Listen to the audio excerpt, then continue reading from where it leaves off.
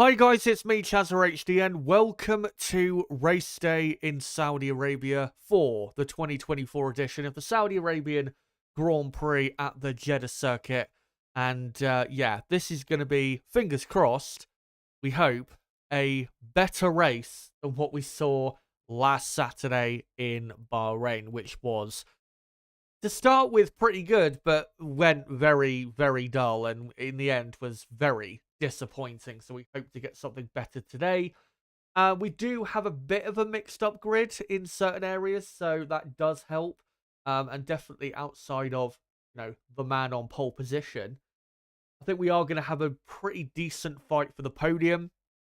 But as to whether we get an exciting Grand Prix, we'll have to see. I really hope we do, but there can't be any guarantees, unfortunately, about that. But yeah, we've got 2.5 hours until lights out in Saudi Arabia. So what we're going to be doing in this preview for the race, firstly, is going through the data from yesterday. Obviously, the results of qualifying, the sector time data from qualifying to see why certain teams ended up, why they ended up where they did.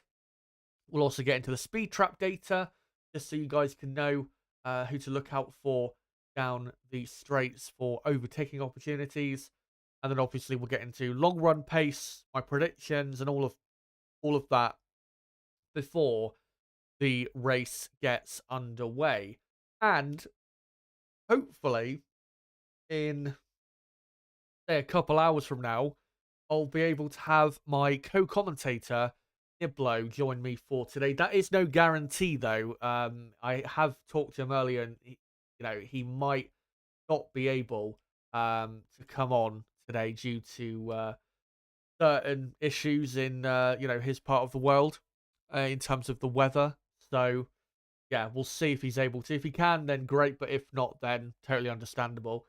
If you're wondering what the issue is, yeah, it's incredibly hot in his part of Australia, and it is very hot at this current time where he's at in Australia, and that might prevent him being able to come on because, of course, sitting in a room in heat box for that long is not the most advisable thing to do. I mean, I've done it before where I've streamed, done a race watch along or a qualifying watch along where it's been like 30 plus degrees outside, and it is really, really bad sometimes when it comes to your own health. So we'll see if he comes on. If he doesn't, then no problem. But yeah, we're going to go through obviously what we usually go through in the build up to the Grand Prix. The race starts in 2 hours and 25 minutes. And yeah, like I said earlier, let's hope we get a good Grand Prix. Hello to all you guys, by the way. Hope you're all doing well ahead of this second race of the season. And no matter what time zone you're in, no matter what part of the world you're from, I hope you're all having as best a day as possible. And of course, before I get into things, there is a poll running at the top of the live chat where I've asked you guys, who do you think is most likely to finish on the podium today? Charles Leclerc, Sergio Perez, Fernando Alonso, or Oscar Piastri? Out of those four, who do you think is the most likely to be on the podium today? Let me know over the course of the next couple hours, and I will see what the results are later on. But let's get into it, and I will hide the timer for a bit whilst I go through all of this data. Let's get into the results of qualifying yesterday. Max Verstappen will be starting on pole position for the first time, starting on pole position here in Saudi Arabia. And he did a brilliant pole position lap time. The lap record at the Jeddah circuit, a 1:27.472. It was, I think, almost a tenth of a second quicker than Lewis Hamilton's pole lap in 2021. So, yeah, incredible speed by Max. Charles Leclerc in second, a third of a second back. Leclerc did the best he could and definitely did a good job in splitting the two Red Bull cars. Perez in third. Perez still looking pretty good for today, even though he's not on the front row. Fernando Alonso in fourth. As I'll get into in a moment, I think Alonso probably could have been on the front row, but just didn't quite have enough speed overall for all three sectors. to get on the front row. And then a bit of a gap back to the two McLarens of Oscar Piastri and Lando Norris locking out the third row of the grid. Very good qualifying result for McLaren. Definitely a bit better, I think, than they were expecting even. Because going into qualifying, I was not expecting a McLaren to be on the third row of the grid. Never mind both McLarens on the third row. So yeah, very good qualifying. And McLaren, despite not having a good top speed at all through, the DRS zones, through the corners, their car is looking very good. So, their car, I mean, as we saw at times in Bahrain, even though maybe it's not best suited for the track overall, still a good car. And then you got Mercedes on the fourth row of the grid. What a disappointing qualifying session for Mercedes. Even further behind in lap time, I think, compared to last year here in Saudi Arabia. 8 tenths of a second, 8.5 tenths off pole, and Lewis Hamilton almost 1 second away from pole position. Yeah, Mercedes, I don't feel like I've really improved that much. I think after what I've seen this weekend, I don't get the feeling that Mercedes are really that much better compared to some of the competition at the moment. Yeah, it's still dire days at the Mercedes team. Yuki Tsunoda, what a job by him to get into Q3. Yuki will start from P9. Of course, Crawley missed out on a point this time last year and might be able to sneak one today, but it's going to be very close between him, Stroll, Oliver Behrman. Of course, just outside the top 10 in a very quick Ferrari car. And then Lance Stroll in P10, and even though, yeah, it's better than what he did, in Bahrain in terms of position in qualifying, given how quick Alonso was, Lance really should have been ahead of the two Mercedes cars, and should have been at least in P7. Maybe not ahead of the two McLarens, but definitely ahead of the two Mercedes cars. And Lance lining up in P10 is unacceptable. But, we've seen this countless times with the guy. And then the bottom half of the order, Oliver Behrman in P11, starting his first ever Formula 1 Grand Prix today. Really hope he firstly gets through the first lap all right, and then is able to have at least a point-scoring debut for the Ferrari team. Alex Albon in P12, pretty good qualifying for Albon. Williams' pace as well over the long runs looks pretty decent as well, so we'll have to watch out for Williams today. Might be a bit of a dark horse in that midfield pack. Kevin Magnussen in 13th, out qualifying teammate Hulkenberg only because Hulkenberg had an engine issue. Daniel Ricciardo 14th, very poor qualifying from Ricciardo, half a second slower than his teammate. Valtteri Bottas then in 16th, Sauber once again pretty slow. Two Alpines very slow again. Ocon in 17th, Gasly in 18th. Logan Sargent in 19th, very poor qualifying again from Logan Sargent, half a second, 5.5 tenths actually, away from his teammate. Then Zhou Guanyu 20th. Zhou obviously could not get out in time to do a lap time, so that's why he is going to be starting in 20th place. May even start from the pit lane, who knows, but will be starting definitely in last position. But let's get into the sector time data just to figure out why it ended up the way it did. So let's just go on to the first sector. And the first sector is all about, hold on a minute. A couple of people saying the volume may be low. So it should be fine. I haven't played around with it, so it should be fine. Yeah, what was I saying? Yeah, the Sector 1 times in qualifying yesterday. Sector 1 is really all about downforce, and it really does show who has a real good car through those high-speed corners, which are so important to really your performance through the first half of the lap here in Saudi Arabia. Red Bull, no surprise, they've got the best car through the corners because they have the best car aerodynamically. Aston Martin second, less than a tenth behind, and that will be encouraging for Aston Martin. they may not have overall, a slippery car in a straight line plus a very good car through the corners, but they are not a million miles away aerodynamically from Red Bull. The biggest thing they need to try and solve, Aston Martin, is their race pace, because their long run pace on Thursday here in Saudi Arabia isn't looking very good, and of course was not good in Bahrain. So if they can solve that, Aston Martin, they've definitely got, the potential to be a competitive outfit once again towards the front of the field. McLaren, third best team, also showing that aerodynamically they've got still a very good car. Their main issue at the moment is just their car is very slow down the straights. Ferrari, fourth best, no real surprise there. And then a big drop off to the Racing Bulls team, fifth best, 0.4 of a second away from Red Bull. Williams, decent, I have to say, pace in the first sector. And then Mercedes, only seventh best. Now, George Russell did not do really a final qualifying lap. He made a mistake in the first sector and then backed off.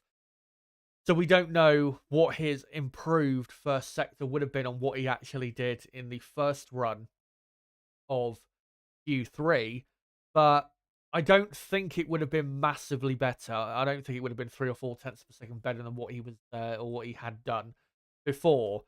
And this sector is really the best, I think, indication or showing of why Mercedes still don't have a good car. Because aerodynamically, their car is not a match at all. Not only for the Red Bull, but the Ferrari, the McLaren, or even the Aston Martin.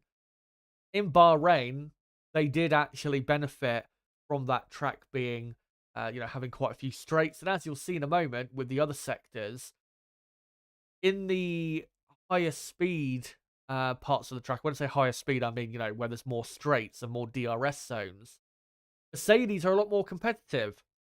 And that's because their car at high speed is a lot more efficient than it was before. It's not draggy anymore. But because of that, they now don't really have the downforce to fight with, their other rivals towards the front of the field. We saw this in Bahrain in the middle sector, where they were slower than Red Bull, Aston Martin, McLaren, and Ferrari through that sector as well. And even if Mercedes' car is a bit more efficient, it's not as draggy as last year's car. Aerodynamically speaking, it is not on the same level as Red Bull, Aston Martin, McLaren, or Ferrari. And that's why they are fourth row on the grid and were fifth slowest, or the fifth best team in qualifying.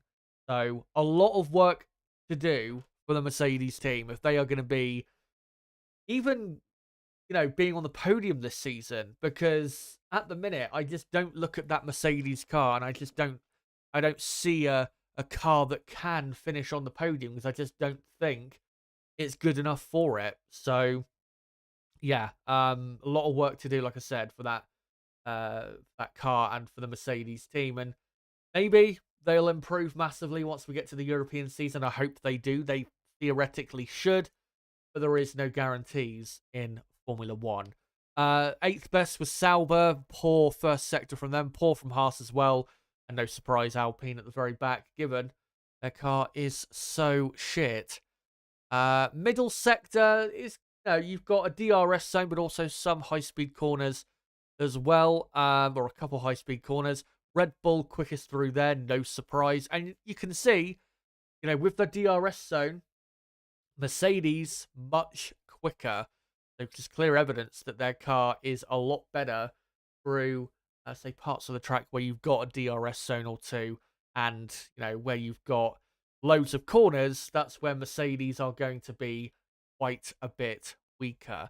They were doing the same sector 2 times Aston Martin in qualifying. Ferrari just behind and McLaren just behind them. Really just very close between the top 5 teams in the middle sector. And then a bit of a drop-off to the Racing Bulls team, who were quite clearly the best midfield team in qualifying. Just ahead of the Haas team in the sector 2. Williams, maybe could have been a bit better in the middle sector. And then Alpine and Sauber, no real surprise, the two slowest teams. Even though Alpine, they were actually the fourth best team in Sector 2 in practice 2 on Thursday. So not quite sure what's gone wrong for them over the course of that day or so. And then the final sector is all about your top speed because you've got two pretty long DRS zones. And again, no surprise, Red Bull the quickest team, Ferrari second quickest, also no surprise. Mercedes also doing a bit better in this type of sector, third best and just ahead of Aston Martin and McLaren. And then Racing Bulls, pretty decent speed through the final sector. Haas probably could have done better by a tenth or so, I think, through this final sector, even though it wouldn't have made really that much difference. Sauber also, I think, could have done better. Williams definitely could have done better, given they still do have a decent car at high speed. And then a big drop-off of nearly 0.2 of a second to Alpine. And for Alpine to be 0.6 of a second slower than Red Bull just in that final sector is, yeah, alarmingly bad for them. And Alpine, remember, at this Grand Prix last year, if I go back to the top 10 qualifying results for this year, last year Alpine had both cars in the top 10, I'm pretty sure, and Ocon was lining up on the third row of the grid, and his qualifying time, I think, was less than a second away from pole position, and now they're 2 seconds away from pole position. So it just shows you how much time has been lost over the winter for the Alpine team. But coming away from qualifying, who had the best all the way down to the worst car in terms of, what was the pecking order in qualifying? Red Bull clearly had the best car. There's no doubt about that. The second best car, honestly, I think was the Aston Martin. It was just that final sector, which is why Alonso ended up fourth. If Alonso did a bit of a better final sector, or Aston Martin did, Alonso would be on the front row. So I think Aston Martin yesterday did have the second best car. Alonso and Aston Martin just didn't quite produce the best final sector they could to get onto the front row. Ferrari then were clearly third best, and then McLaren, even though George Russell didn't do his final lap in Q3, I still think McLaren would have ended up ahead at least with one car. So I think McLaren were fourth best, just ahead of Mercedes, who I think had the fifth best car. And then Racing Bulls, I'd say best of the midfield, the sixth best team. And then probably Williams, seventh best, just ahead of Haas, eighth best. And then Sauber, ninth. And then Alpine having the worst car. Will that pecking order remain the same in the race? We'll have to see. We'll get into the long run data from practice 2 from Thursday, because it is a bit different to what we saw in qualifying. So let's go on to, well, not quite that yet, but let's go on to the speed trap data from qualifying, just to see who has a really good top speed for this race today. This speed trap data, by the way, is taken from the speed trap at the, I think the speed trap that is located before the final corner, which is the highest speed part of the track.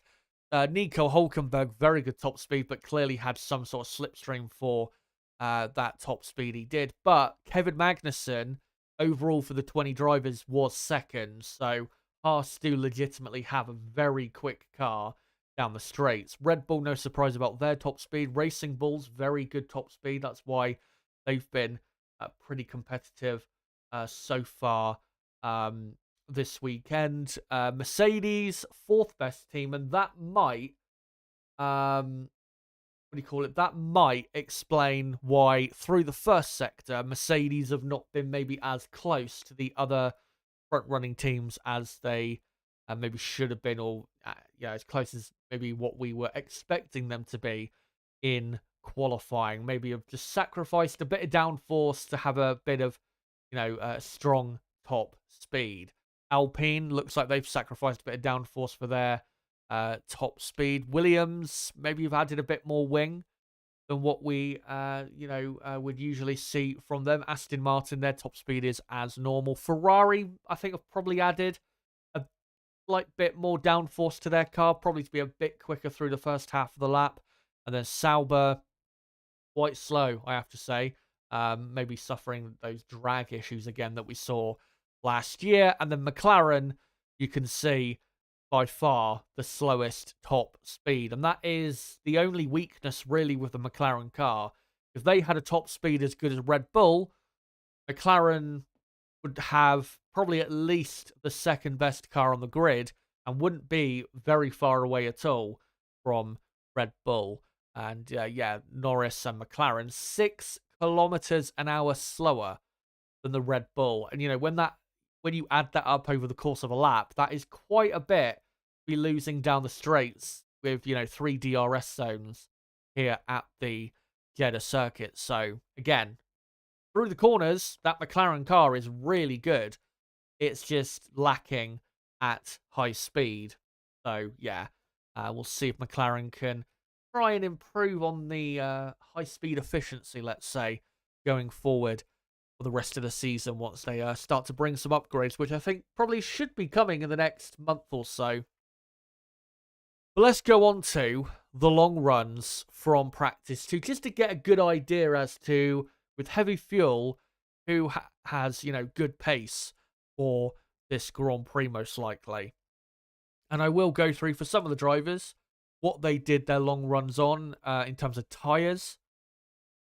So here it is. No surprise, Red Bull and Max Verstappen had the best long run pace of 1:34.0 on average, and Max was actually getting quicker with those laps he was doing on Thursday as well.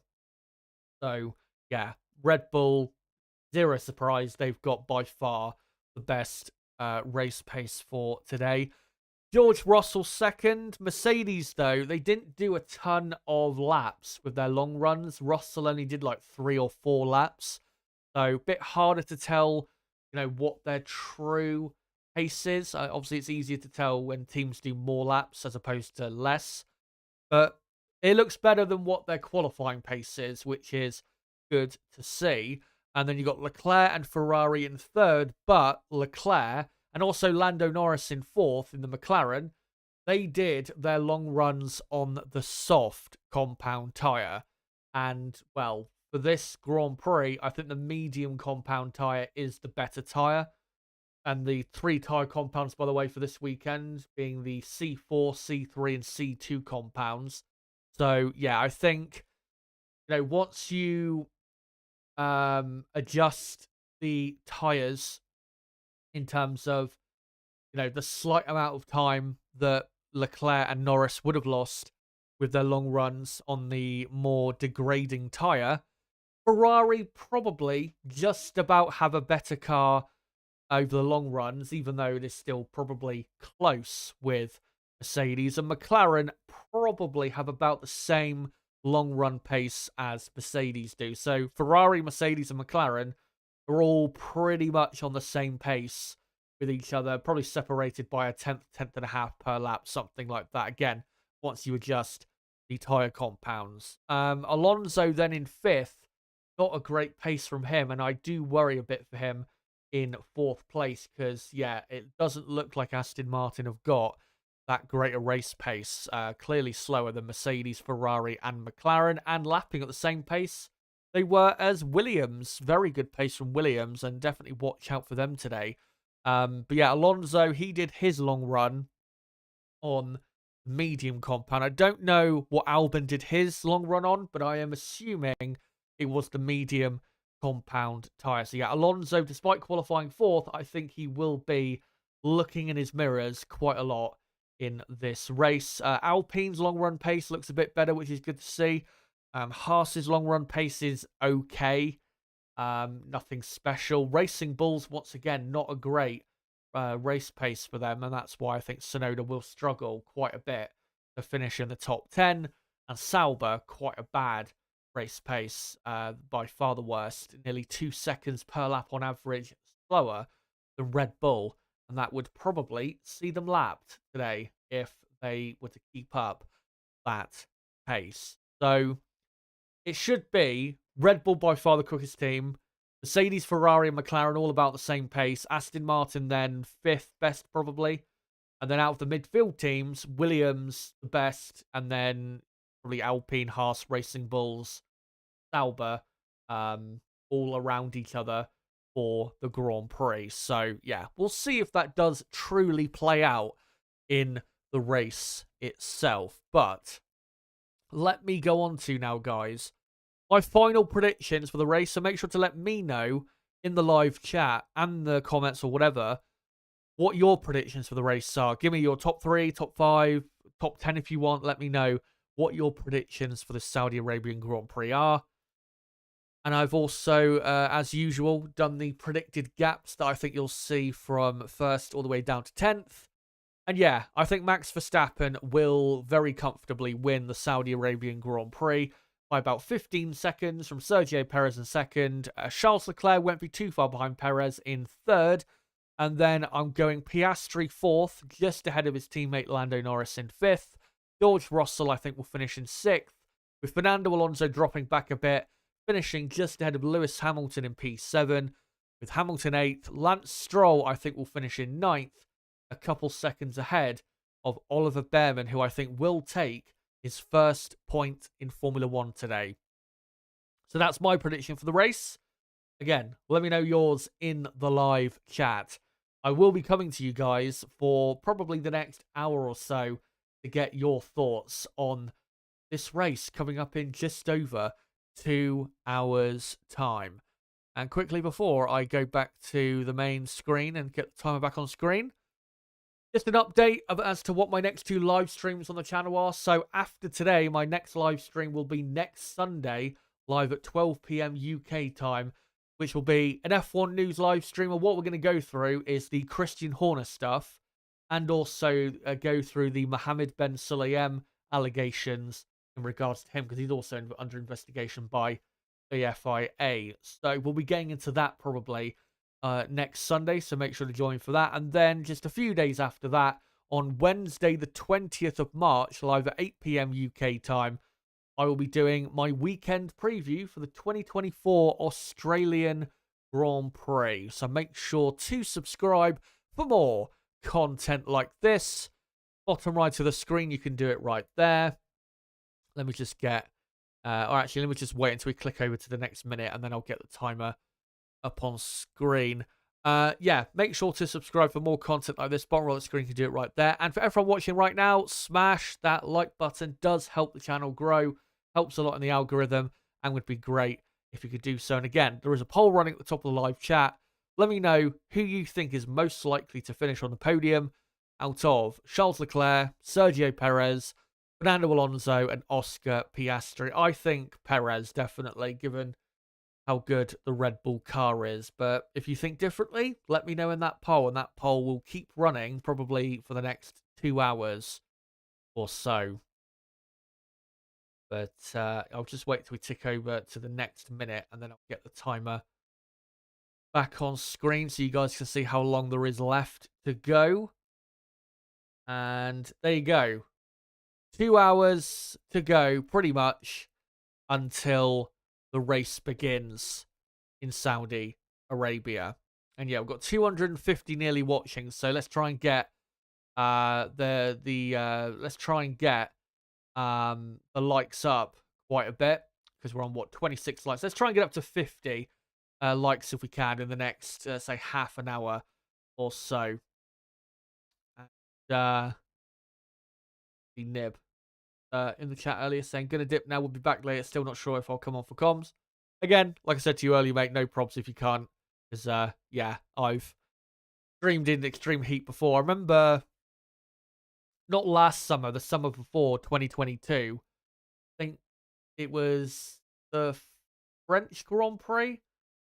I think it was that Grand Prix where here in the UK, I think the week before or maybe a couple days before the race, it was literally like 36 degrees Celsius. It was incredible. So I remember even though it cooled down a bit for that weekend, it was still in the 30s. So yeah, don't blame you if you don't come on, because it is brutal, especially being, on stream for so long. Vinster says Their prediction: Verstappen, Perez, Russell, Leclerc, and Alonso. Be interesting to see if Russell can make that amount of progress, going from 7th up to 3rd. I think definitely Mercedes will be quicker today, but I don't think they're podium contenders. I think they've given up way too much track position today to be fighting for the podium, and I don't think they have enough of a pace advantage, even if they are quicker than McLaren or Ferrari. I don't think they're quick enough over a race distance to catch and pass, Piastri, Norris, Leclerc, Alonso. So, yeah. So, just, I think what I'll do, scroll up to the top, go through your comments.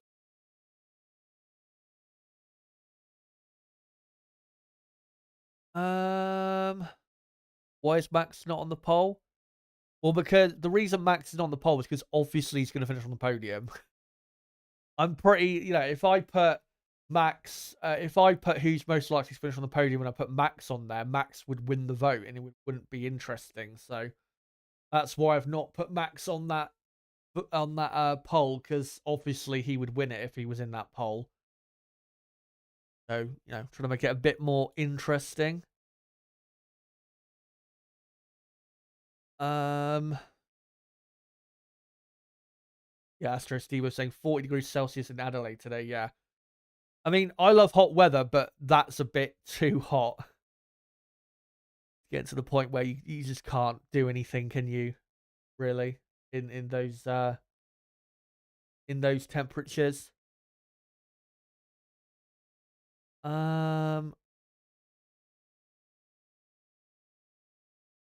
Silverback saying Chaz, lol, never mind, I'm a moron.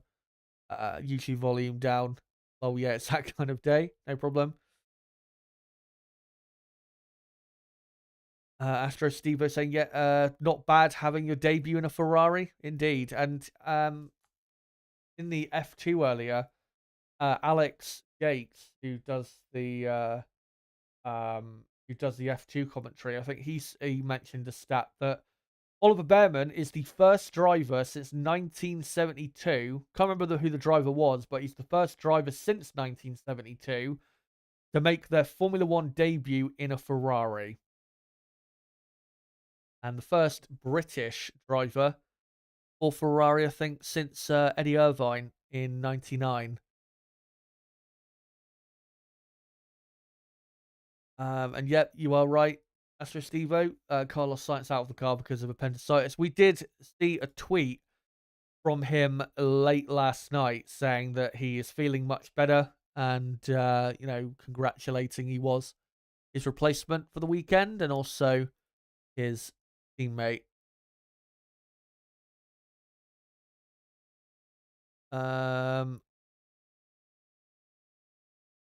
Let's see if I can find other good comments in here. Astro Stevo says, hard to say how good Max really is. Doesn't actually get to do much racing. Car so much better than everyone else's, and teammates so much worse.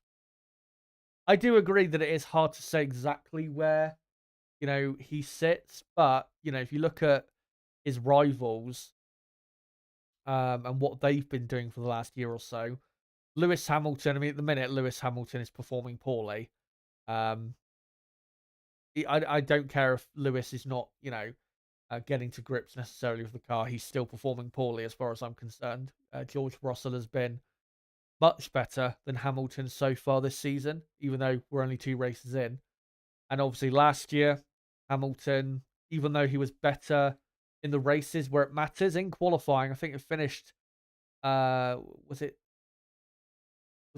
13-11 or 12 apiece or something like that, between the two, Hamilton and Russell. So, Lewis is still at, performing at a high level, but he's not performing as high a level as he was, back in 2020 or 2021. Fernando Alonso, bit hard to say how he compares to Max, because a lot of the time the last year, Alonso's been fighting more in the midfield. Lando Norris has been very good, but not necessarily at his absolute peak every weekend. There has been some weekends where he didn't quite do the best he could, and also where Piastri got the better of him. Charles Leclerc's not been in the last year or so consistent. He's been very good, Leclerc, since like the mid part of last season, but again, it's not been as consistently great as Max has been. So, when you compare all of them to Max, you'd have to say Max is the best in the world because he is, most importantly, more consistent than the others. But in terms of how much better Max is compared to the rest, again, it is hard to specify. Michael got asking, Chaz, any more news on the Red Bull Marco story? Let me just have a quick look on Twitter because I think there was a couple updates earlier, but I didn't really get the chance to read them because I was busy getting the stream ready. As I just saw 10 minutes ago, John Elkann, CEO of Ferrari, has been spotted leaving the Red Bull hospitality in Jeddah together with the CEO of Red Bull GmbH, which I'm not sure exactly what that stands for. And that guy is Oliver Mintzlaff, who's one of the senior people at Red Bull. And, well, does it have anything to do with Max? Probably not, but it might be something to do with Adrian Newey. And there is a picture of it, by the way, of him leaving. So, yeah, that is interesting. Right, let me just see if there's any updates.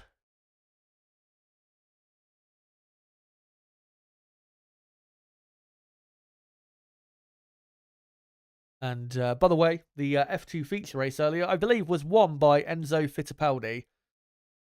So, and he did a great move to win it as well. Went around the outside of 2 cars at turn 1.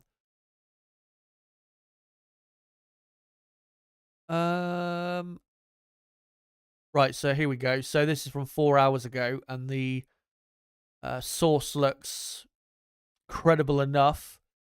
Austrian news outlet Orf says it is believed that Helmut Marko leaked the WhatsApp chats between Christian Horner and the female employee of Red Bull. Helmut Marko's suspension is on the cards and could happen within the coming days. Marko will meet with Oliver Mintzlaff tomorrow to discuss his future. Well, I think that's the conclusion we pretty much came to at the end of the stream yesterday, that it was probably him that or not probably him that leaked it, but that's probably the reason why we heard about a possible suspension. Yeah, we'll see what happens with that, but it's still too early to say exactly what's going to happen with that situation. I'll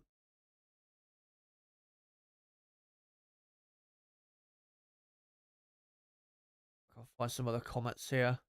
Frank's saying, I just watched Max's onboard lap, pole lap, and wow. Yeah, the first sector is incredible. The grip of the Red Bull and as well the confidence of Max. I think, was it a turn 5? The left-hander, he just flung it in and he got his left front tire so close to the wall and got away with it. And yeah, produced an amazing lap. And it was his only lap, really, in Q3. I mean, he did another lap, but it wasn't as quick, and it didn't need to be as quick. I mean, I remember saying at the time that he did the lap early in Q3, the pole position was achieved for Red Bull because nobody was going to get close to that. I can find some other comments here.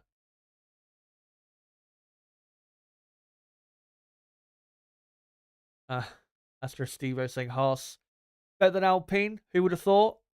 Yeah.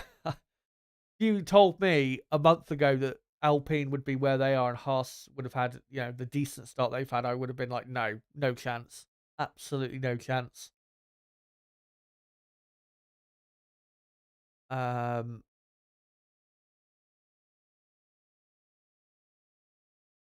Astro's saying, Alpine surely won't stay this bad, though. Remember McLaren this time last season? Well, I don't know which driver it was. I think it was Esteban Ocon.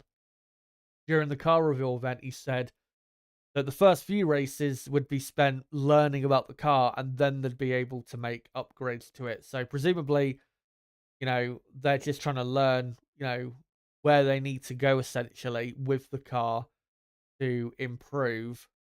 And if they can learn quickly and learn well about this car, then maybe, yeah, they can make big improvements. I don't think Alpine will have the worst car all season long. I don't think it's going to be, I don't think that's going to be the case all season. That would be hilariously bad from Alpine if they were to be the worst team all year long.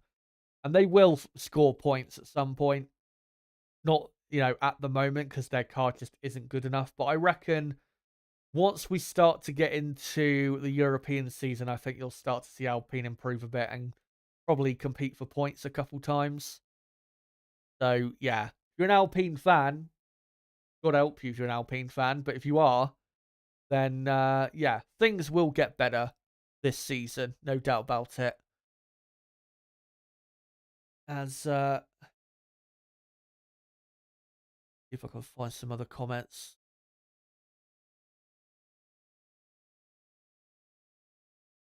Michael Gott says Red Bull 1 and 2 with Russell getting first podium for Merck. As I said earlier, I don't think Mercedes have got a good enough car for a podium at the moment. Silverback says Max, Perez, Leclerc, Norris, Russell, Alonso, Oscar, Ham, and Behrman, whatever you want to call him. Bit surprised at you having Piastri so low down, but everything else looks absolutely fine. Astro Stevo saying Max must be due a DNF. First Leclerc, second Alonso, third Piastri, fourth Norris, fifth Behrman. Bold prediction. See if it comes through.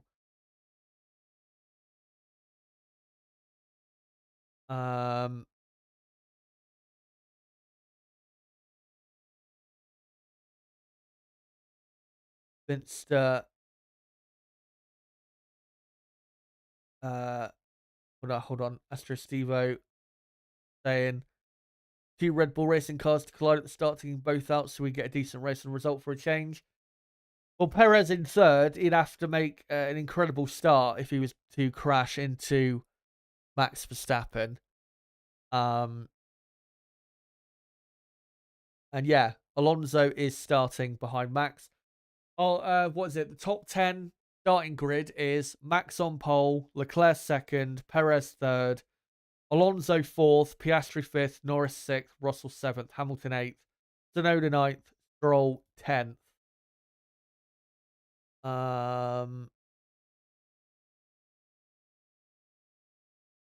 Silverback says for the Constructors' Championship, Ferrari needs Red Bull to have a bad race with Perez out this year to keep the gap close, so to speak, since Ferrari should finish second in the championship. Yeah, Ferrari are already 17 points behind. If Ferrari can just comfortably finish second this year in the championship, I think they'd be happy with that.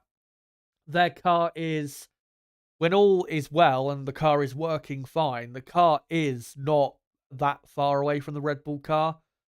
It's probably, in race conditions at the moment, I'd say about a third of a second per lap slower than the Red Bull car, which is, again, it's a bit of time per lap. That's still, a comfortable gap for Red Bull per lap to have over Ferrari, but it's definitely, they can definitely close that gap, Ferrari. And if they can develop well this year, obviously Red Bull don't have that much wind tunnel time compared to a lot of the other teams, then, Ferrari might be able to be almost on the same pace with, their race pace at some point, but won't be happening yet for Ferrari. Red Surf Boy, I think it is, who says, hello from Fort Lauderdale, Florida. Hello to you. Predictions, Verstappen, Alonso, Perez. Of course, those three were on the podium last year, but it was Perez winning from Verstappen. second, who came back from, 15th on the grid. And then Alonso finished in third.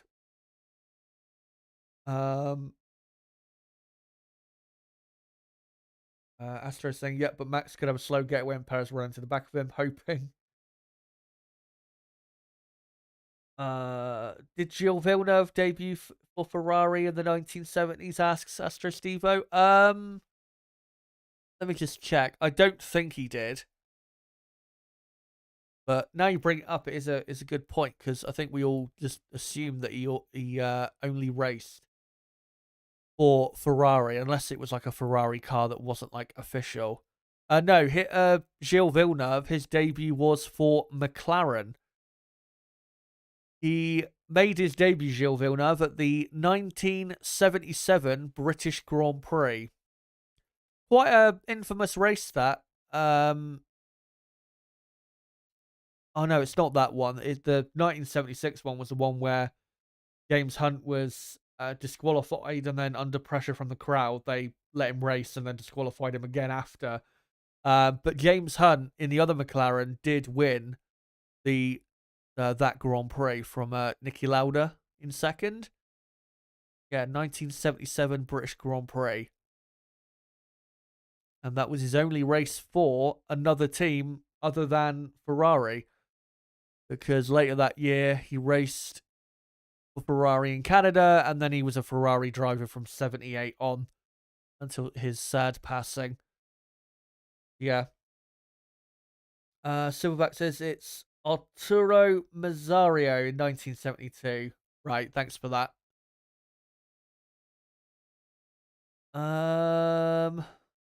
Michael Gott says Lewis is thinking about next year with Ferrari. I think he's sat in the deck chair this season, aka Fernando. I hope that's not true with Lewis, because, you know, I don't think really he can afford to do that, because, you know, George Russell is not just some mug. You know, George Russell, when Russell is performing at his best, he's a very good driver.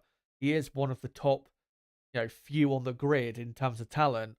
So if Lewis wants to keep his own level up to a good enough standard that when he goes to Ferrari, he's super competitive, he needs to be beating Russell. And we know he can do that.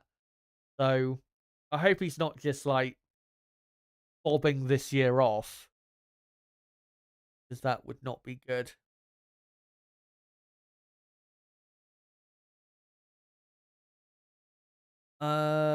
Silent Val says, kind of insane just watching most person hoping on Red Bull's downfall. Y'all weren't like this when Lewis on any straight was just pissing on every other car in the paddock. Sure, competition is needed. I'm not sure we're wishing on Red Bull's downfall. I wouldn't say that's the right term to use. At the end of the day, nobody likes domination unless you're a fan of that team or driver, Formula One, for example, that is dominating. What we want is a competitive, close battle for the win every single weekend and for the championship. That's ideally what we want. And I don't think we're wishing for Red Bull's downfall. Personally, and I can only speak for what I want. I don't want Red Bull to, to completely fall apart. I want, Ferrari, McLaren, Mercedes. I want them to raise their level and get up to the level of Red Bull, because it will make Formula One better. I don't want Red Bull to fall apart. And, I'm pretty sure most F1 fans don't like domination, no matter who is dominating, whether it's Hamilton in a Mercedes, Schumacher in a Ferrari, Vettel in a Red Bull, Verstappen in a Red Bull. I don't think people care. But we can at least appreciate dominance, which I think enough people do.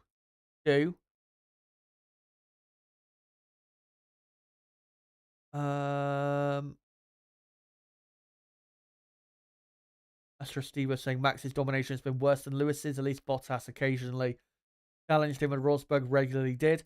True, that is true, but you know, it's not Max's fault. It's not Red Bull's fault. Max is the best driver in the world. Red Bull have the best designer in the world and have the best car in Formula One. It's up to Ferrari, Mercedes, McLaren, Aston Martin, and just the rest of the field. It's up to them to make a better car, which is why I despise the current generation of Formula One fan. Not all of the current generation of Formula One fans, but a specific sector of the current generation of F1 fans that, when we start having a team dominate, they start crying that we need regulation changes, when that doesn't solve the issue. The more times you have new regulations, the more chance that you're going to get the same team dominate or a new team dominate, because the other teams, if you keep changing the regulations once every couple of years, then other teams can't, they can't make that difference.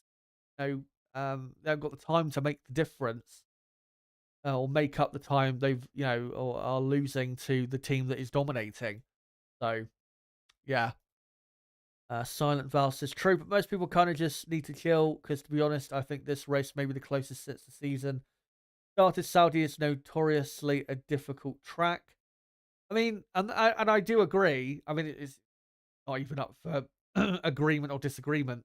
If you look at the field, it is the closest it's been probably in Formula One history. I mean, we saw in Bahrain in Q1, the field was separated by, I think, a second. In Saudi Arabia yesterday, it was separated by about a second or 1.2 seconds. So the field is very close. The only issue is Red Bull have just this, 3 to 5 tenths of a second margin between them and the rest of the field. If one team can close that gap, then I don't think people would complain that much. Right. Hope that I've reconnected.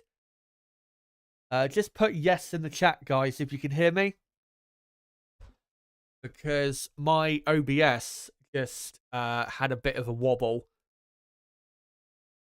So, yeah, please put yes in the chat if you can hear me. Because I think the stream just went off for about a few seconds. My OBS just disconnected. But looks all okay now. So that should be... hopefully that issue should be gone now. Yeah. I think it was just a small buffer for you guys, but for me, it's just a small disconnection. Yeah, Helmut Marko cannot keep himself away from the media, can he? I mean, apparently, we heard that Red Bull have forbid him from talking to the media, and then right after that, he was talking to the media. So Silent Val says, I do hope Ferrari can stay consistent this year, because Leclerc really seems comfortable this year. Yeah, Leclerc, last few races of last year and start of this year has been mostly very, very strong. I think there is some record that I think since the US Grand Prix in Texas last year, Leclerc has been on the front row for every race since then. So yeah, shows you just how his form has picked up so much.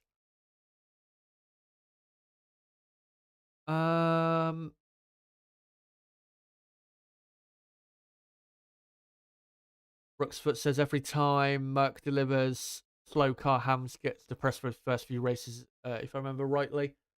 Yeah, I think Lewis, he does get affected more so than maybe others. The car's not quite there. And obviously for him, he is used to much better cars than he's been given in the last few years. Find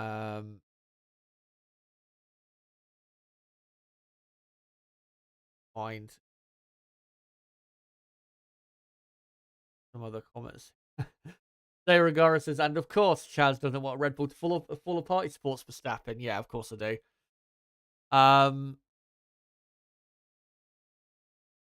Red Bull could put another decent driver instead of Perez. Depends what you mean by decent driver, though. If you're talking about a driver that is performing better than Sergio Perez, then yeah, they could. But why put a driver in that car that is going to fight with Max and possibly cause, further disruption in the team? Why do that? It just makes no sense. And I know people say, well, Mercedes did it and they were fine. When Mercedes paired Hamilton and Rosberg together, they did not think they were going to have, by far the best car on the grid when they put them together in 2013. I think, if Mercedes already had by far the best car in Formula One before they signed Lewis Hamilton, I don't think they would have had Hamilton and Rosberg in the same team. They probably would have just kept Rosberg and then hired, I don't know, like a Perez or a Hulkenberg to be his teammate. Because there was no point having that hassle. But again, Mercedes didn't know they were going to have that hassle until they had the best car. Hank says, agreed, Chaz. There's nothing better to see than F1 team performing on its absolute best, which Red Bull and Max are doing. Juice and Epiphany says, nothing better to see than at least two teams. 2021 was a treat, and now we get 2023 and 2024 as our punishment. It's a good way of putting it, actually. Max is best, hands down, but he needs a challenge for the sport to be good. He does. He absolutely does. But again, it's up to the other teams and drivers to make the difference, to fight with Max, because there's nothing Red Bull or Max are doing which is unfair for the advantage that they do have. I'm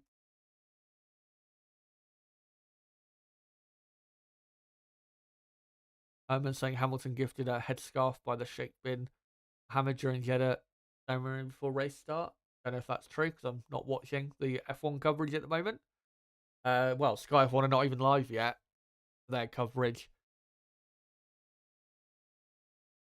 Connor, is it difficult to overtake on this track? No, I don't think it is. I mean, you've got 3 DRS zones.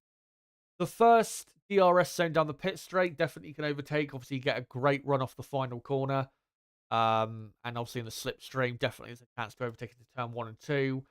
The second DRS zone before turn 22, you can't really overtake on that one because the straight, it curves and goes left, right, and you can't really get 2 cars alongside each other as well as you can in other parts of the track. And then the final DRS zone, going down to the final corner, yeah, you can definitely overtake. But drivers do tend to wait before or wait until they get onto the pit straight before making an overtake. Because if you overtake into that final corner, and then the other driver tries to get a better exit than you from the final corner, then he can just overtake you again going into turn 1. So overtaking definitely possible here. So no, it can't be said that it's too hard to overtake him, meaning a good race is not possible.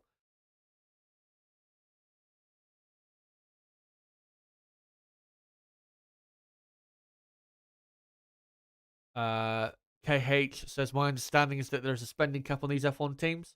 True, but I mean, look at McLaren, look at Aston Martin. They've already proven, those two teams, that you can make up a load of lap time through a few months or through one upgrade and climb through the field. So it's not impossible with these regulations to improve. So yeah, for Mercedes and Ferrari, they can't sit there and say, well, it's just not possible to make the improvement, because it absolutely is. And I know you may say, well, McLaren and Aston Martin had a bit more time in the wind tunnel compared to those teams. That's true. But Ferrari and Mercedes, they've got better resources. They've got better personnel. So why can't they make up a bit of time with a couple upgrades? Why can't that happen? And I like the budget cap. I do like it. And I know people may say, oh, well, it prevents the some of the top teams from being able to to spend their way in improving and making a better car and, getting on to Red Bull's level. But the whole point of the budget cap was to make sure that the teams, the midfield teams that couldn't afford to compete with Mercedes, Ferrari, Red Bull, and didn't have the resources they had, it was to help those teams be closer, and factually, it has helped those teams. So, yeah. Let's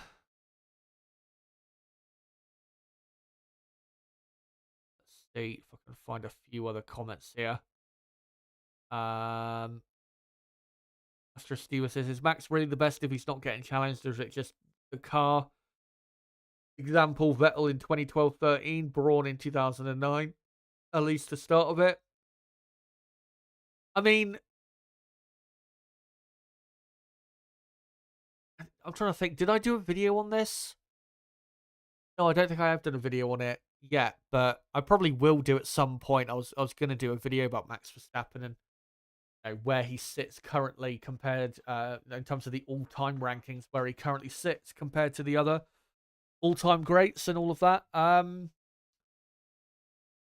don't think I've done a video about this yet, but I will be making this same point in that video that I eventually do. That Max, I think, and I think most people would agree, is the best driver in the world. But let's not pretend like Charles Leclerc or Fernando Alonso or Lewis Hamilton wouldn't also win the championship in that car, because they would.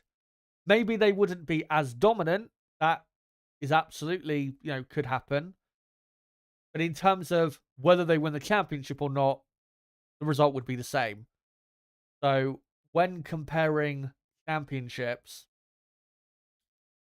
when you compare, say, Max's titles so far to what Lewis has done, what Michael Schumacher did, what Senna did, what Vettel did, what Alonso's done, Max's titles don't rank as high because, in the majority of the seasons where he's won the championship, he hasn't had to be as great as maybe he was, at times in 2021 to be, to overall become champion. But again, that doesn't mean Max has not been great. He has been great. He's, fully deserved to win the championship in the last couple of years. But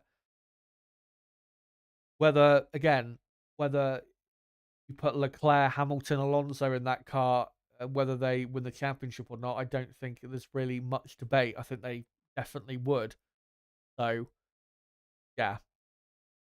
But again, with Formula One, because of, car differences and all of that, it is difficult to compare drivers compared to, other sports.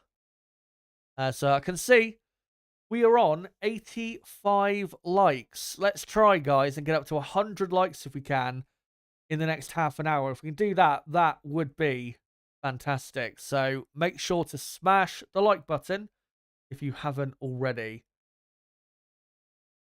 Automayo Parco, that's what I'm saying. Is Max that good? Is Adrian a god? Or are they just carrying that cheating advantage till new regs? Shake my head. And Automayo later said, yeah, Red Bull said, let's break the cap once and keep the advantage for 4 years. That's all that's happened, lol. Again, with the whole cost cap breach, I don't think that there is sufficient evidence to suggest that Red Bull's advantage now is because of that cost cap breach. I just don't think there is the evidence there. Plus, that cost cap breach is relating to 2021, not 2022. So, if you're going to accuse Red Bull of developing their car a bit more than allowed, then that allegation should fall at the Red Bull car of 2021, not the Red Bull car that we've seen since 2022. So, yeah. But, we have to give credit to Adrian Newey. Obviously, he is the best designer in Formula One. Without Adrian Newey, would Max be a 3-time world champion? Probably not. So, yeah. I mean, Max may not even be a champion at all without Adrian Newey. You could definitely argue that.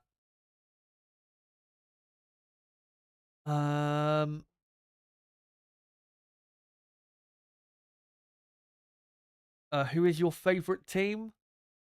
There's Aimer. I don't really have a favourite team.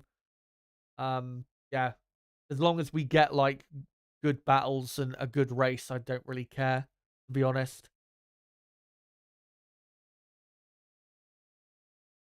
John McGarry, are you covering the race live? So just to clarify for a couple people, I am covering the race live, but I am not showing the actual live footage of the race on stream, because if I did, I would be copyright struck to hell. I would be, sued if I did that.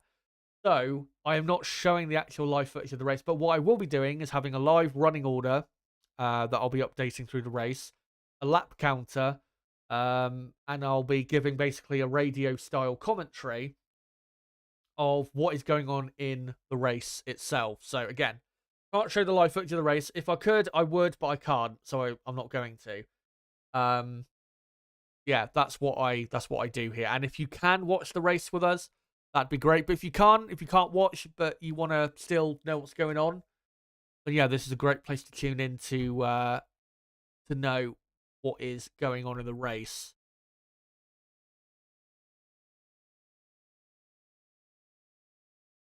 Hello, by the way. I never know how to pronounce your name.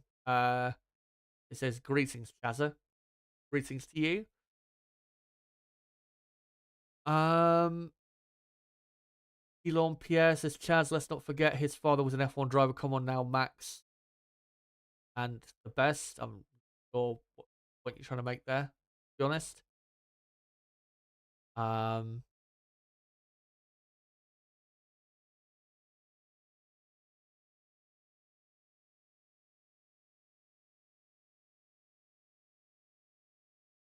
Ottomaya Parker saying, you're crazy to think that hasn't affected this car when they were able to start on the new cars about 4 months earlier due to that. No, absolutely no. You're just totally wrong. The 2022 cars, the teams were working on them back in 2020. We have evidence of that. Ferrari were talking about it back in 2020, how they were working more so on that car. Basically, all the teams were, because, of course, those 2022 cars we were supposed to get in 2021. Remember that? 2021 was never supposed to happen until COVID. So Red Bull did not start development 4 months earlier. That is completely false. There is no evidence to suggest that. I don't know where you're getting that from. Yeah, Red Bull did not start development earlier than other people and did not overspend in developing the 2022 car. There is no evidence to suggest that. Again, there's probably more evidence that they overspent to develop the 2021 car, but even with that, you're clutching at straws if in terms of, whether they actually overspent in developing the car. And plus, most of their cost cap breach was an unclaimed tax credit. So it wasn't actually, in reality, that much. It was a big to-do over nothing, honestly. Sorry about my name. It's a Simpsons meme. Okay, no problem.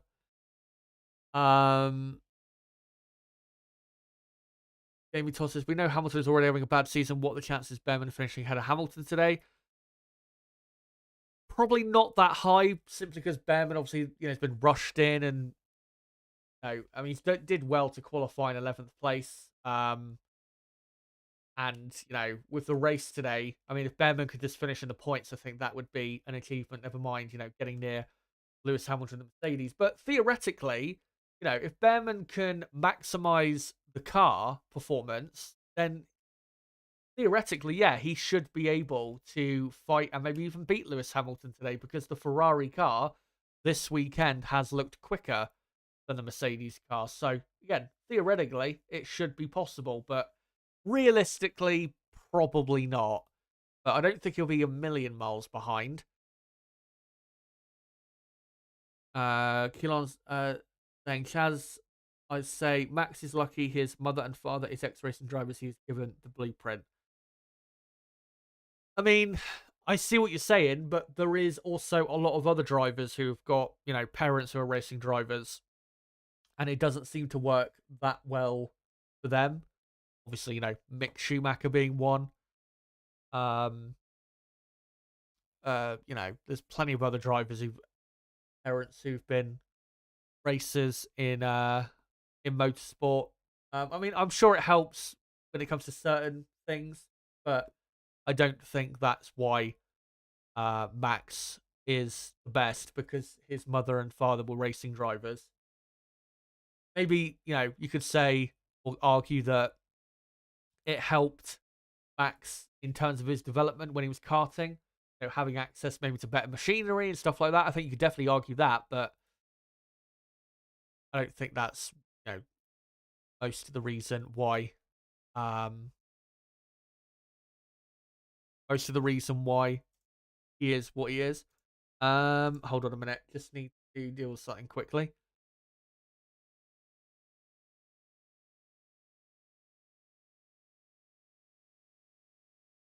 Right, so I've just been notified by Niblo, my co-commentator usually, that he won't be able to come on tonight because, as he said earlier, I think in the chat, it's just far too hot for him to be able to come on. And again, I understand why. I mean, if it's 30 degrees Celsius, humid as fuck, then it's just not really, good enough conditions, to be able to get through like a 2-hour race. And well, with Nib, he's normally on for about a couple hours per race stream, so yeah, no problem. And hopefully, I think he will be on with us in Australia in 2 weeks, because I think he said, if I remember correctly, I think he said that he is not going to the Australian Grand Prix in 2 weeks. So we should have him on for the next Grand Prix in Melbourne.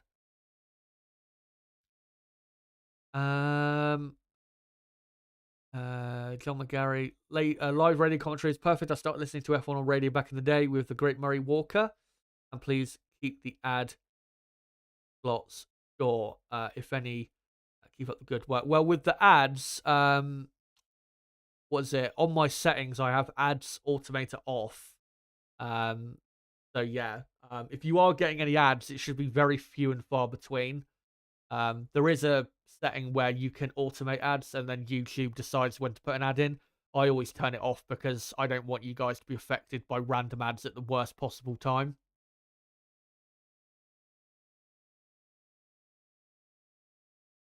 Prank saying an Aussie calling out for heat. He's British. Oh god.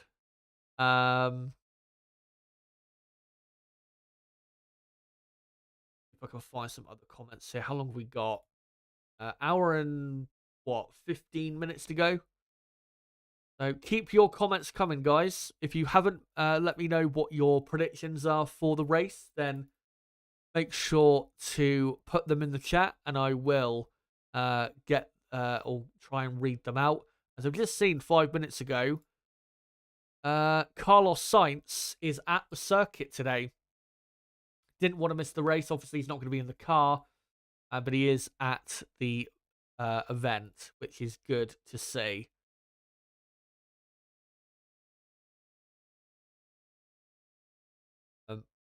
Brooks says, only ads I ever see are at the beginning, never midstream. Yeah. Well, if I had ads automator on, then you would probably get them in the middle of the stream, even the middle of the race, which would be, really bad.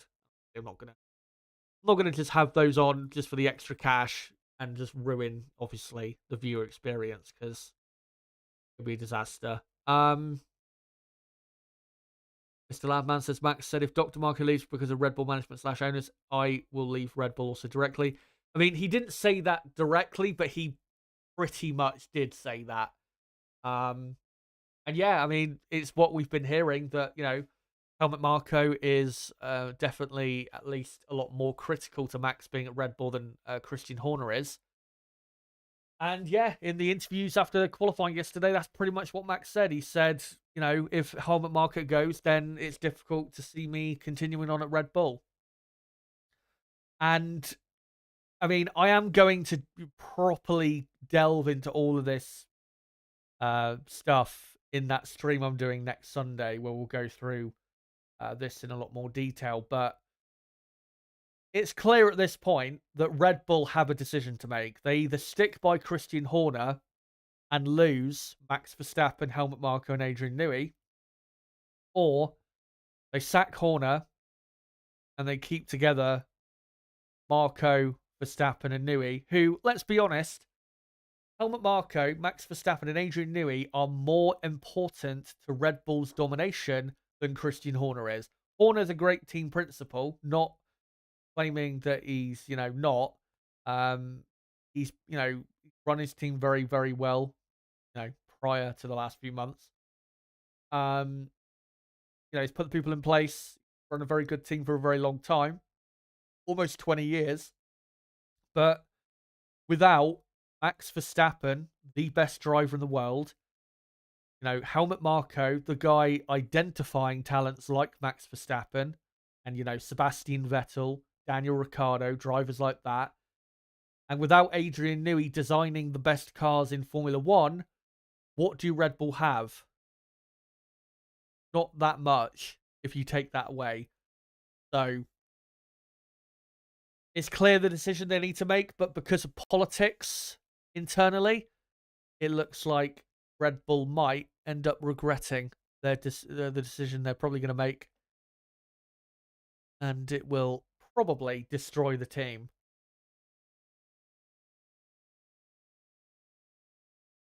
Vinster says, saw a post that Behrman will not be continuing his F2 challenge this year. It would be a shame for him to miss an entire season over one race. No, I don't think that's. I don't know where you've seen that, but I don't think that's true. Maybe someone said that, you know, his F2 championship bid would be affected by him doing this race, but his F2, you know, season is not over. He'll still be racing for Prema, and he still has, you know, really good, a really good chance of winning that championship. We're only 2 races in, there are still like what, 10 to 12 races left in F2, so there's no reason why he can't win the championship. Super chat from Pete Jesse James for $9.99. Thank you for that. And he says, I enjoy listening.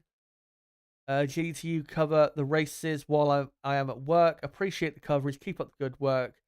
PM. Thank you very much for that. I do appreciate your kind words.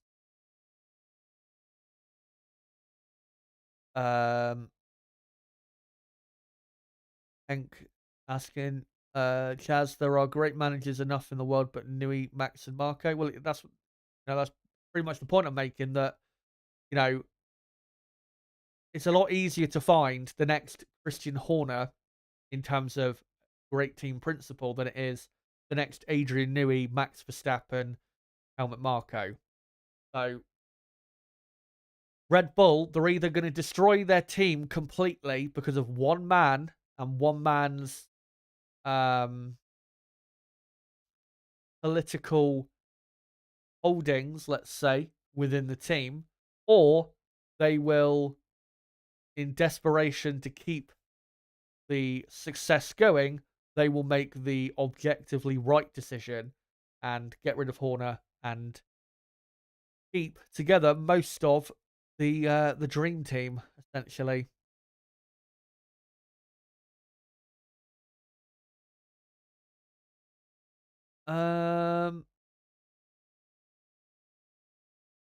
It's Amy, I think it is, says P2, Oscar, and Lando P3. If not, I wish Charles P2 and Oscar / Lando P3. Good luck to everyone racing. And McLaren, I think they've got a decent opportunity of a podium, but it depends really on how close they can keep to Leclerc and Ferrari in the first stint of the race, and whether McLaren get held up trying to pass the Aston Martin of Alonso. So, yeah, we'll have to see whether that does happen.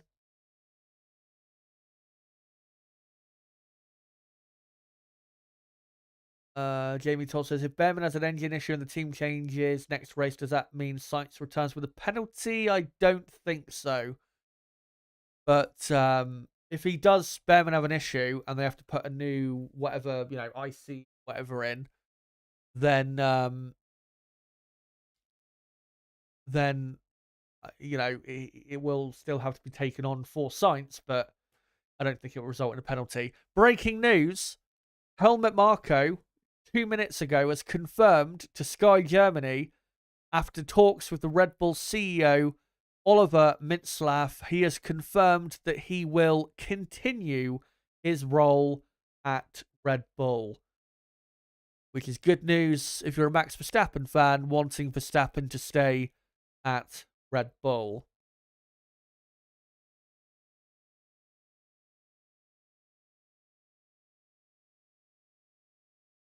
Todd asking, who in the team can fill Horner's shoes? Well, Jonathan Wheatley is one. He's I can't remember what his exact role is, but he manages a lot of the pit crew, I think.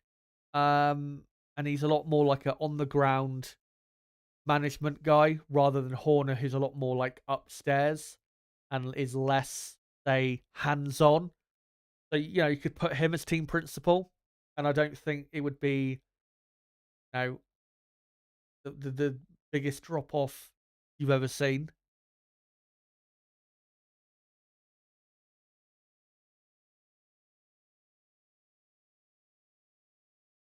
Let's see if I can find other comments here. Hank saying, Wash, ED at Red Bull.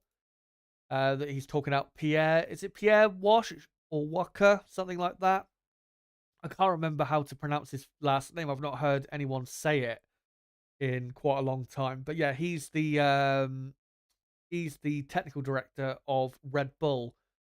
I don't think you'd see him as team principal. I think he would, he's the guy who's going to succeed Adrian Newey as the, designer of the car. Of course, he works with Adrian designing the car, but he'll be, the guy taking fully over from Adrian whenever, he decides to leave.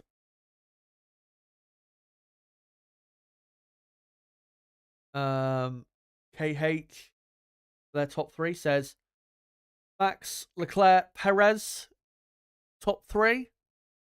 So they think it will remain the same.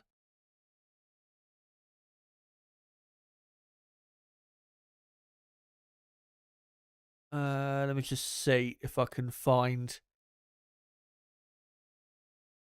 any. Let me just see if I can find any other bits of news on Twitter, as we've got just over an hour to go now until lights out. And no, don't think I can see anything. Yeah, keep your comments coming in. Probably in about probably about half an hour, I'm going to go through the teams again and just go through how I think they'll get on in the race. Also show my race predictions again. One thing though that I can get into now, which I forgot to do about an hour ago, is get into the race strategy for today. So let me just quickly have a read on Twitter to see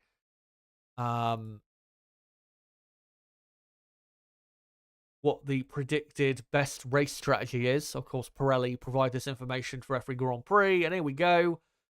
According to Pirelli, a one-stop strategy is the best way, clearly, to go for this Grand Prix. And there are two options, according to Pirelli, for the one-stop strategy. You can either start on the medium compound tyre and pit between lap 19 and 25, and then go onto a set of hard tyres to finish the race.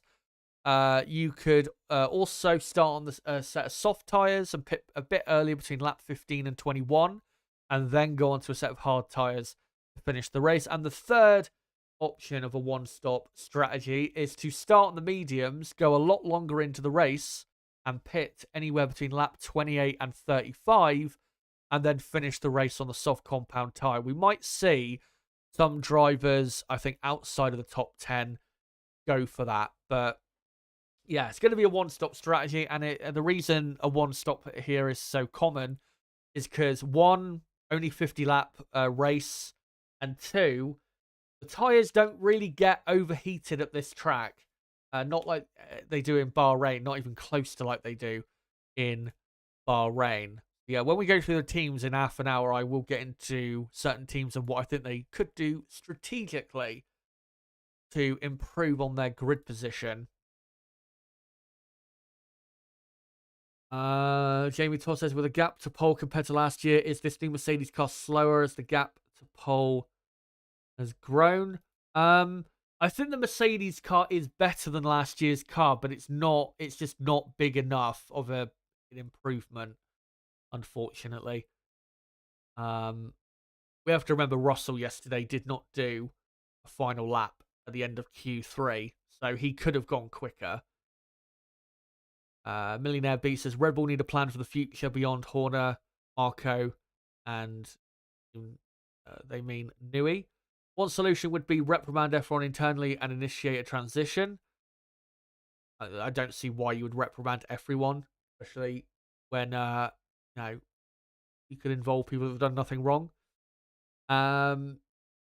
Burke is already doing so with sending James to Williams.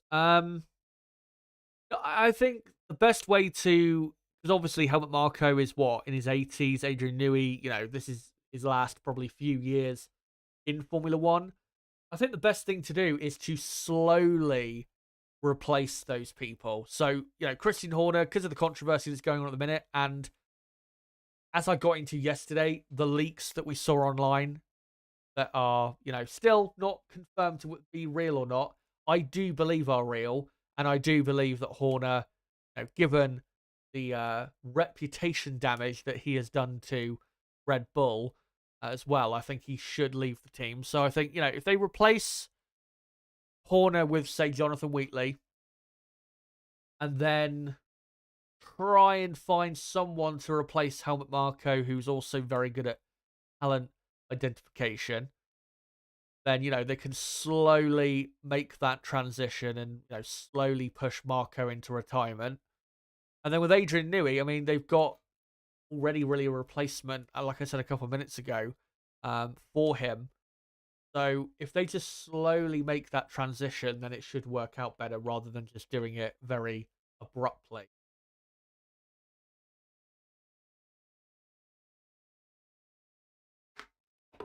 Yeah, just an hour to go now until the race begins in Saudi Arabia.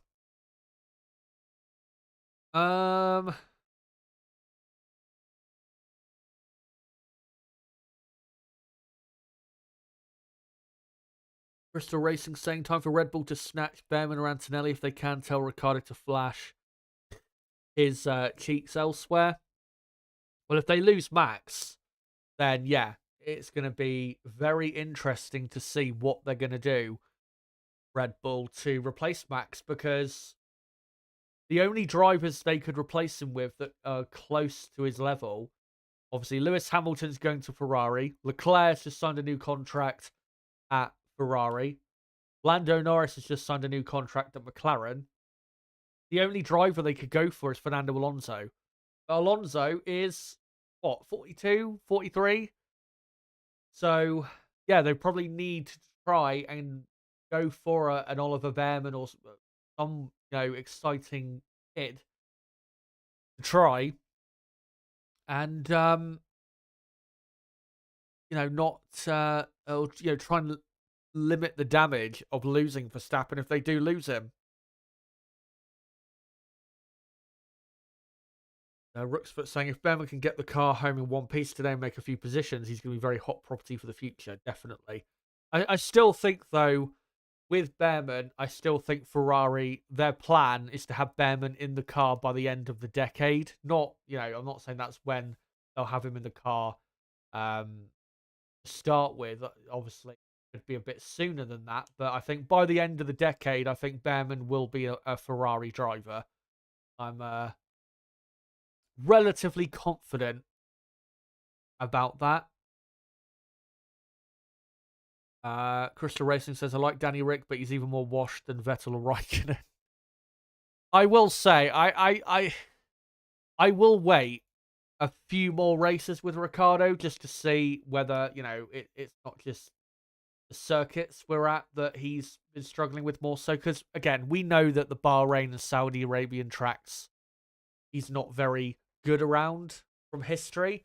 But if we get to, like, Monaco and Ricciardo is still behind Tsunoda, then I think Red Bull have got to get rid of him and get Lawson in the car, because, I mean, what's the point having Ricciardo in there wasting a seat if he can't even beat Tsunoda?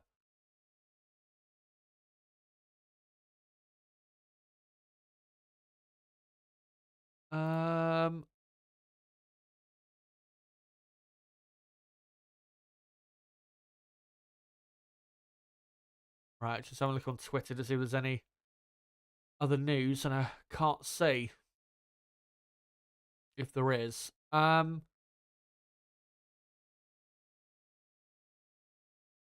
Alonso will be 44 next year. Mr. Labman says Dr. Marco will not leave the team, but is the issue then settled with Horner and the Verstappen team? It's about Horner wants more power over Red Bull totally, and he will get it. It isn't over yet. No, it's definitely not over. I don't think Marco staying with the team means that that Helmut Marko and Christian Horner have like come to some agreement. I don't think that is what that means necessarily. It could be that the CEO of Red Bull, Oliver Mintzlaff, has sided with Helmut Marko in this situation in terms of the overall context of what it's all about. And, the sharks could be circling Christian Horner. We don't know. We'll see. We'll see. There's definitely going to be more developments to this story. This story is not going anywhere. And if Red Bull and Christian Horner think they're just going to sweep it under the rug and it will just go away, then they have another thing come in.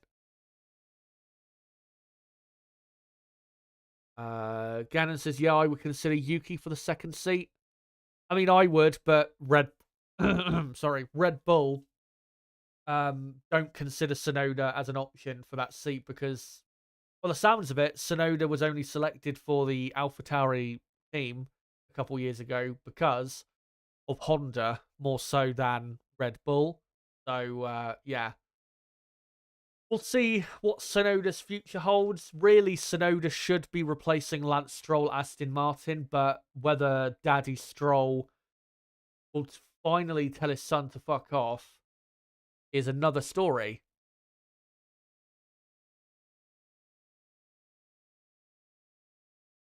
Encam says Newey doesn't want to retire because he is a racer and love designing. Not only did he do the red RB20, but also the RB17 track car. I mean, yeah, he probably doesn't want to give up just yet, but, he is...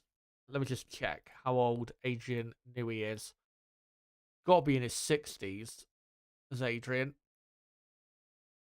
Yeah, he's 65 years old, so you would imagine that by the time we get to the end of this decade, Adrian Newey is probably not going to be, working in Formula One anymore because, I think he does deserve a happy retirement, given that he is, well, the best designer in Formula One history. He won so many championships with Williams, McLaren, and Red Bull.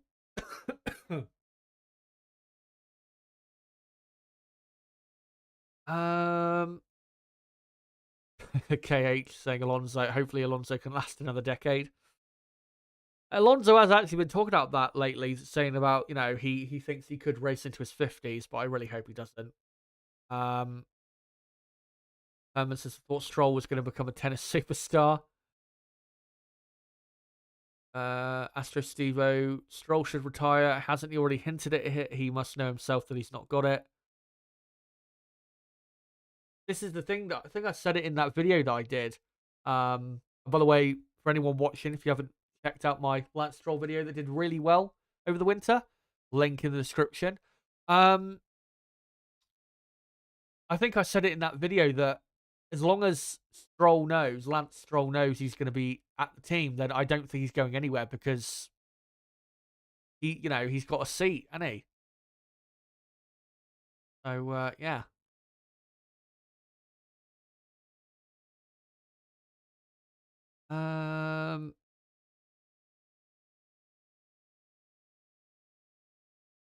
Love the comments.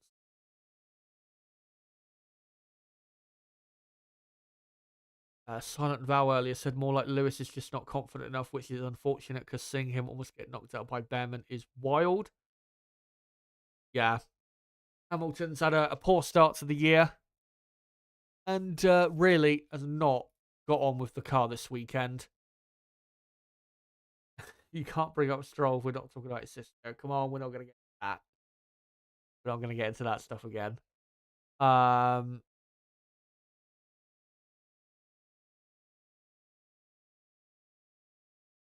Astro Stevo saying Louis Chiron was the oldest ever F1 driver, 55 years old, and he as well. He was I think the oldest, still is the oldest ever to win a Formula One race. I think he won, was it Monaco in 1950 something, 52, something like that. Back then, you could be in your 40s or your 50s and still be a top racing driver. I mean, Fangio, Juan Manuel Fangio was in his 40s in the 1950s when he was winning his championships. Of course, the Second World War, affected career. Yeah, when he won his final F1 championship in 1957, which he won for Ferrari, was it? Or was it Maserati? I think it might have been Maserati. He was, how old was he? He was 46 years old. And still, at the time, was by far the best in the world. So imagine what he would have been like a bit younger.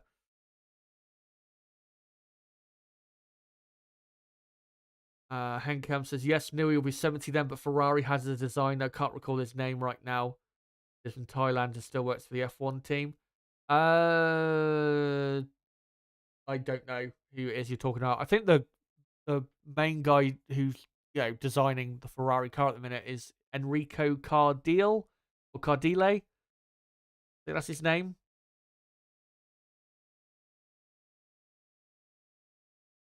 Looney Classic says Lewis already at Ferrari mentally. He does not look worried about his poor performance at all. I wouldn't necessarily say that. There was I saw a clip of him after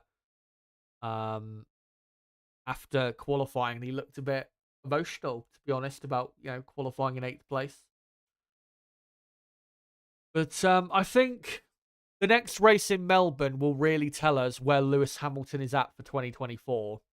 Because last year at that race, he did quite well, second in the race. Was out-qualified by his teammate, though. But normally, he is very, very quick, is Hamilton in Melbourne. So if he turns up there and he's like 8th or 9th on the grid, then there is something seriously wrong with Lewis Hamilton in 2024. Either, like you guys have been saying, mentally is just completely checked out, or there is something fundamentally wrong with the car that just doesn't agree with his driving style. So I think we'll get a better indication in a couple weeks, and at Suzuka a couple weeks after that as well.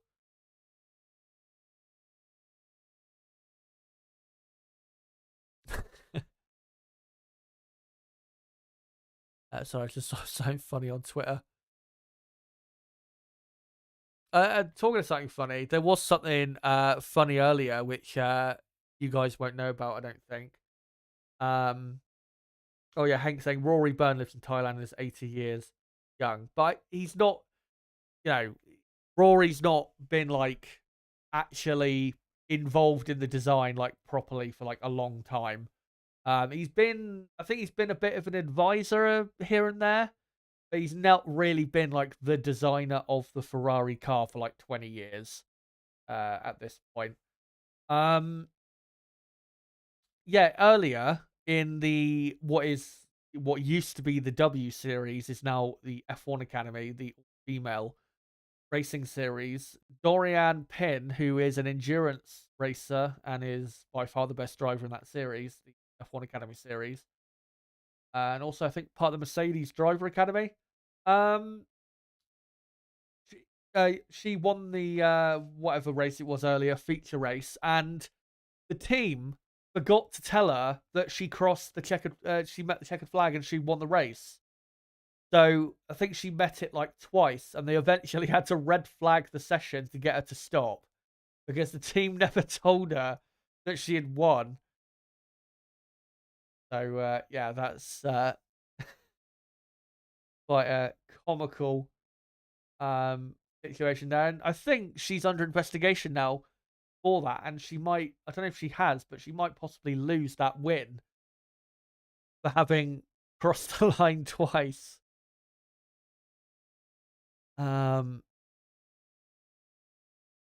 Looney Classic says, contrary to popular belief, Adrian Newey does not design the entire car at Red Bull, and there are some cars he gets credit for that he did not design, like the 2017, 2018, and 2020 Red Bull cars. I mean, yeah, he doesn't design the entire car, but it is still his ideas at the end of the day. He is still the mastermind behind the Red Bull designs. Herman, known Lewis Hamilton fan, says Hamilton doesn't have that long COVID anymore. Oh my god. And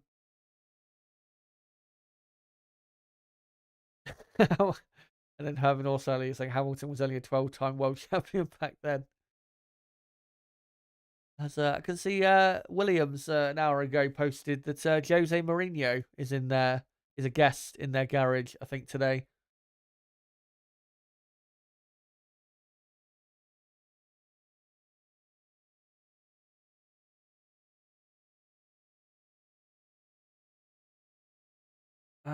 Right, let me find a few more comments. I reckon probably read out a load more comments for the next, I don't know, 10, 15 minutes, and then I'll go into the teams again.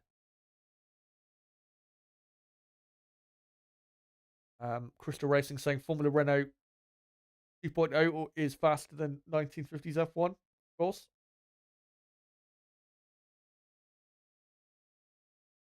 Let me see if I can find some others here that I haven't seen yet. I'm saying signed for Williams in 2025. Not sure Williams could afford services of Carlos Sainz.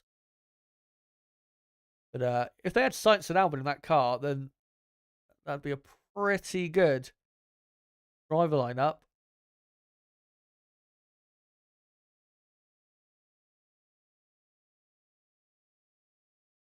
Crystal Racing saying Rory Byrne living the passport bro life.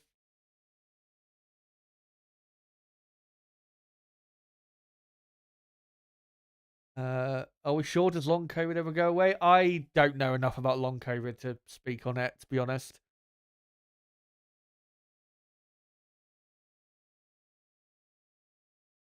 Let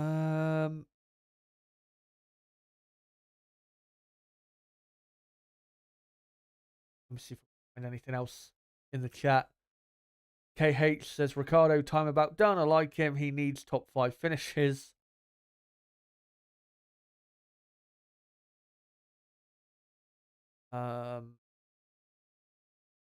Gannon saying that he consider Yuki for the second seat.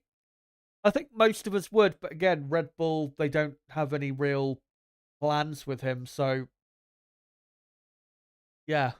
Sonoda is never going to be at Red Bull, essentially, which is a shame, but as long as Tsunoda's able to find his way to maybe an Aston Martin or whatever, then, not going to be too bad of a loss, I don't think.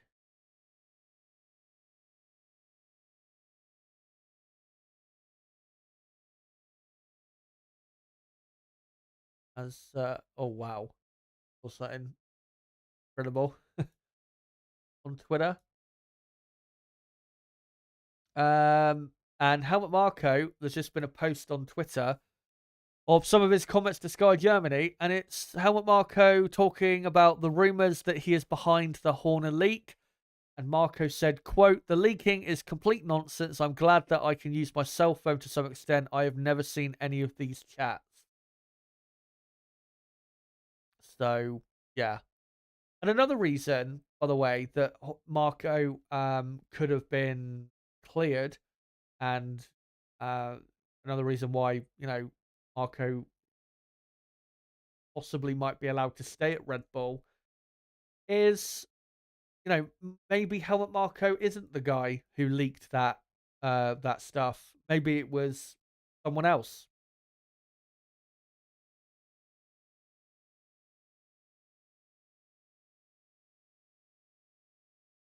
Looney Classics asks, Daz, how do you the cars are Newey's ideas? I guess the boss gets all the credit, but you and I don't know whose idea the current Red Bull car is. It could be an idea from the aero chief, because Adrian Newey, I think it was a few years ago, but I just checked his Wikipedia, and his role at Red Bull, I think, is chief technical officer. But basically, I think what happens is Adrian will draw out, designs of the cars, and then he'll go with whatever he thinks um, is the best option. And then, of course, they'll test those theories out in the wind tunnel, and if they work, then they'll actually build it and make it into a car. But still, the fundamental ideas are Adrian Newey, but he's not the one like actually in the wind tunnel testing these things out. But in terms of the like initial sketches, drawings, that I think that is Adrian Newey's work. And in terms of like the concept that Red Bull had, that most teams now have for the side pod, and Red Bull, of course, have changed that a bit for this year, of that like vertical side pod drop towards the floor. That was definitely, Adrian Newey's ideas. And remember, Adrian Newey is, I think, the only person on the grid who was, I think, a designer back in the days where Formula One was or had ground effect cars, or he was, I think, might not have been in Formula One, but he was definitely, doing that particular. I don't know if it was at university or whatever, but he would have had definitely more knowledge about that sort of aerodynamic stuff than, say, a younger designer like James Allison or someone like that. So, like I said, it's Newey's ideas, and then obviously they will try and work, do that, and see if they can implement that. And then obviously, not everything is going to go 100% to plan. They'll try and come up with the best thing they can.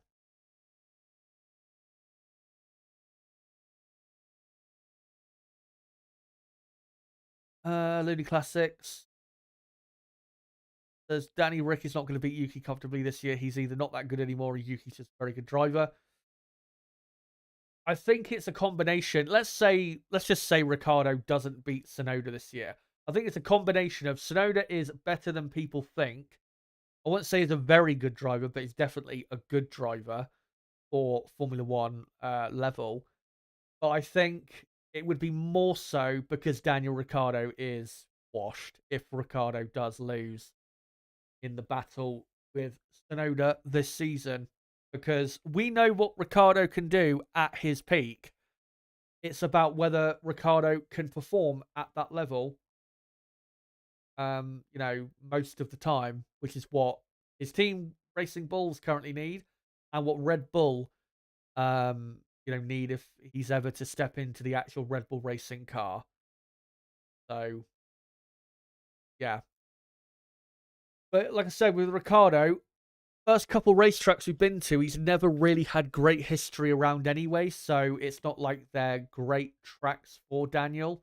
So let's wait, you know, let's wait until like after Monaco, which is in what, like 10 weeks from now, I think.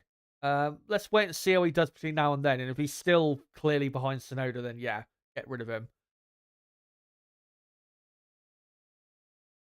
But we have got just under 40 minutes, guys, until lights out at the Jeddah circuit.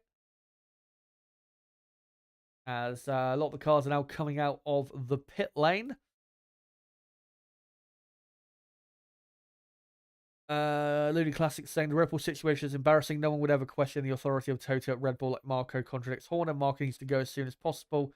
He is old and is just bad. Well, you know, when you consider the context of the situation, I'm not sure necessarily Marco does need to leave.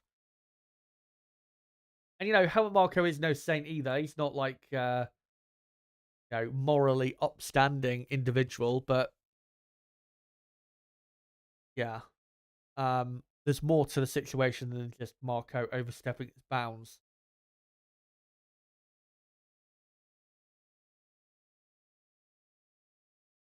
And just to clarify again, for anyone new joining, I've seen a couple of people asking again. I will not be showing the actual race live because, again, I can't because of copyright law. I will be covering the race live. I will have pictures on screen like I do now, along with a running order graphic to show what the running order is, all the way from first down to 20th. I'll have a lap counter. I'll have pictures on screen, and obviously I will do a radio-style commentary, basically, to take you through the events of the race. So, we're unable to watch is Lando Norris having to brake to an absolute stop in the pit lane because of the release of Yuki Tsunoda's Racing Bulls car, and that has been noted by the stewards. And that might already get Tsunoda a penalty because that is a very clear case of an unsafe release. As cars, by the way, are just on the grid, on their way to the grid, just doing a couple laps. So yeah, grid will be made up in a few moments. Obviously, the pit lane closes in about 5 minutes or 6 minutes time. But yeah, like I said, I can't show the actual race live because of copyright law. But if you cannot watch the race, but you want to keep up with what's going on, this is a great place to be. And I think I will just leave it there with the comments for now. Thank you guys for posting your comments. Make sure to keep them coming because we've still got 35 minutes to go until the race begins as well. There is a poll running at the top of the live chat. Who do you think is most likely to finish on the podium? And make sure to vote in that poll in the next half an hour before I finish up the results. But yeah, make sure to keep your comments coming. I will come back to the live chat soon. I am just going to quickly post a link of the stream out again. And then I'm going to get into the teams again and how I think they will do today. But if you are new to the channel, don't forget to subscribe for more content like this, because of course we do qualifying and race watch-alongs for every Grand Prix, and we will be doing the same in 2 weeks' time for the Australian Grand Prix in Melbourne. So make sure to subscribe if you're new, and if you haven't already, smash the like button. We're on 136 likes. Let's try and get to 150 likes in the next half an hour. That'd be great if we could. So again, if you haven't hit the like button yet, make sure to do so. Come join us here to watch along the Saudi Arabian GP.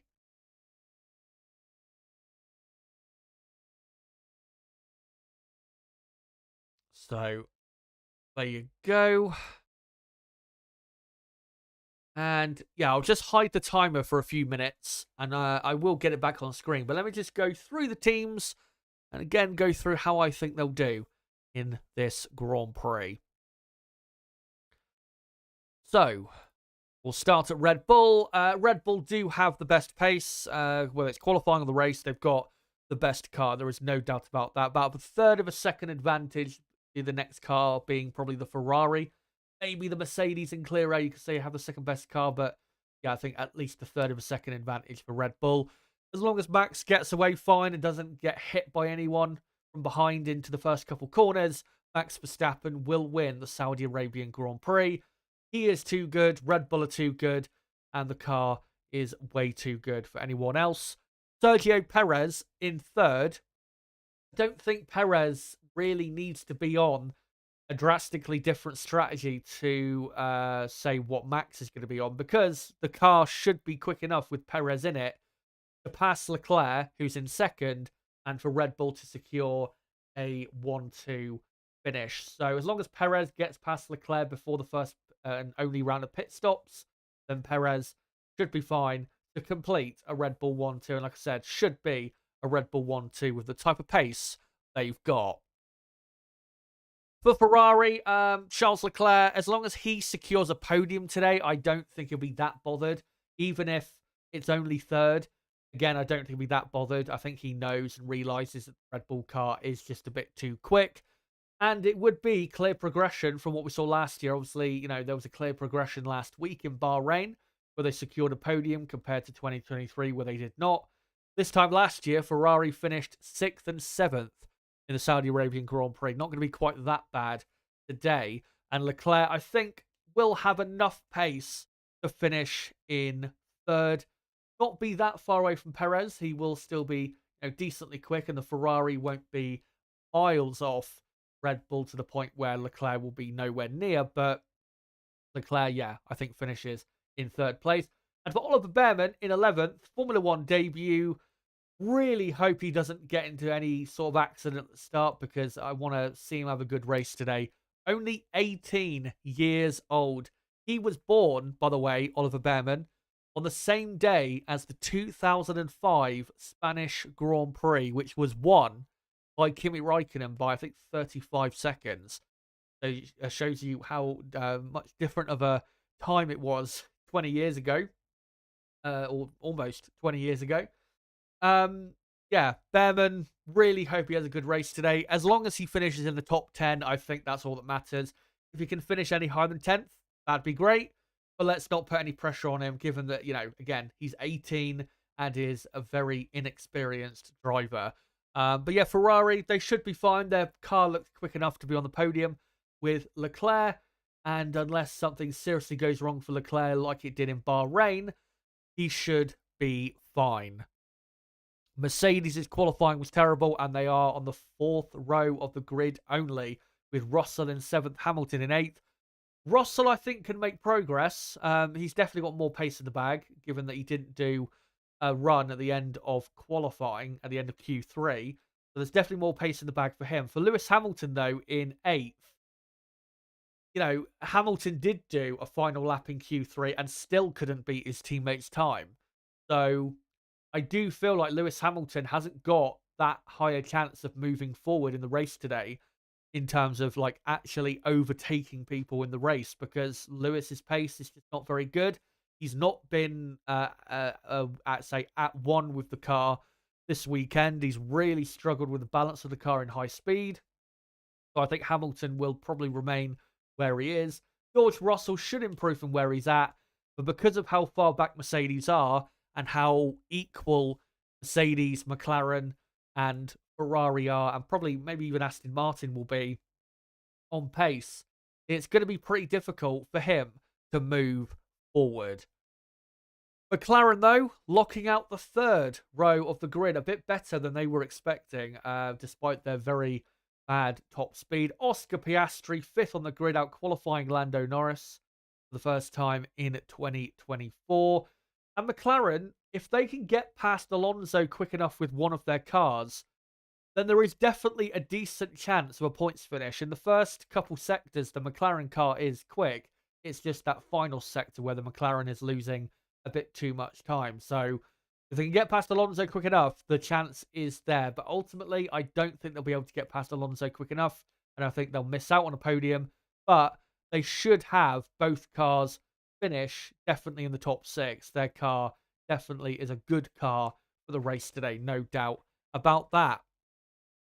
For Aston Martin, great to see Alonso 4th on the grid. Probably could have been, maybe should have been second on the grid. But anyway, fourth on the grid it is for Fernando Alonso. Again, though, their long run pace on Thursday was not very strong. So I am a bit worried for Alonso that he is going to drop back today. I hope that they have improved on that. I hope that is not quite the full picture and Alonso can contend and fight for a podium. But ultimately, we'll have to see in the race itself. But if that long run pace from Thursday does prove to be correct in the race today, then Alonso is going to do well to finish in the top 6 in this Grand Prix. For Lance Stroll, he should finish in the points, but Stroll, once again, massively off the pace of his teammate. For Yuki Tsunoda, we'll see if he gets a penalty for that unsafe release, but Tsunoda starting in P9 for the Racing Bulls team. Racing Bulls, pretty good qualifying pace, but not sure they've got enough race pace to finish in the top 10 as long as the top 5 teams have all of their cars finished. So yeah, I think Tsunoda will struggle to finish in the points. Ricciardo, you would hope, would improve on 14th. We'll see. But if Tsunoda can get a point today, that would be an incredible effort in a Racing Bulls car that is... What's the best way to describe it? It's a decent, maybe even a good car, you could say, but it isn't quite at its potential yet. Alpine, once again, shit car, worst car on the grid. Ocon 17th, Gasly 18th. Ocon was starting in 6th place a year ago, and now starting 11 places lower. It'd be a miracle if they finished, any higher than probably 14th in this race today. Alpine still have a lot of work to do. Williams, Alex Albon in P12, a pretty good qualifying position, and the long run pace from Thursday looks pretty good for Williams. So if they can keep that up, Albon might be a dark horse for a point today. So watch out for Albon. And we know the Williams is obviously quick down the straights as well. So watch out for Albon in the Williams. Logan Sargent in 19th. I expect nothing from him. For Stake or Sauber, one of the worst cars on the grid, like Alpine. They're 16th and 20th. I don't expect anything from Sauber. Their pace is pretty poor.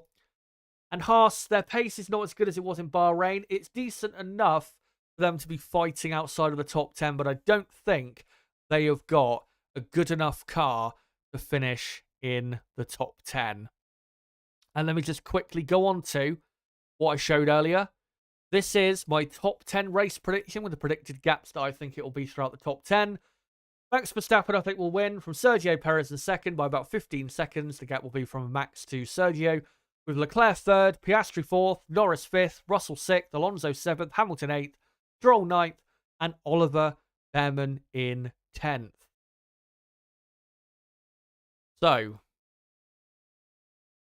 and let me just quickly go back to... actually, let me just wait until we tick over to the next minute, and then I'll get the countdown back on screen. As we've got now, guys, less than half an hour to go until lights out in Saudi Arabia. So make sure to get your predictions in chat if you haven't already, before we get underway. As I can see Anthony Joshua, the boxer, being interviewed on the grid. Obviously had a big win last night over Francis Ngannou. I think that's how you pronounce his name. It was a big event in Saudi Arabia taking place last night. But there you go. 26 minutes to go until the race begins. And again, if you haven't hit the like button yet, make sure to do so. We are very close to 150 likes.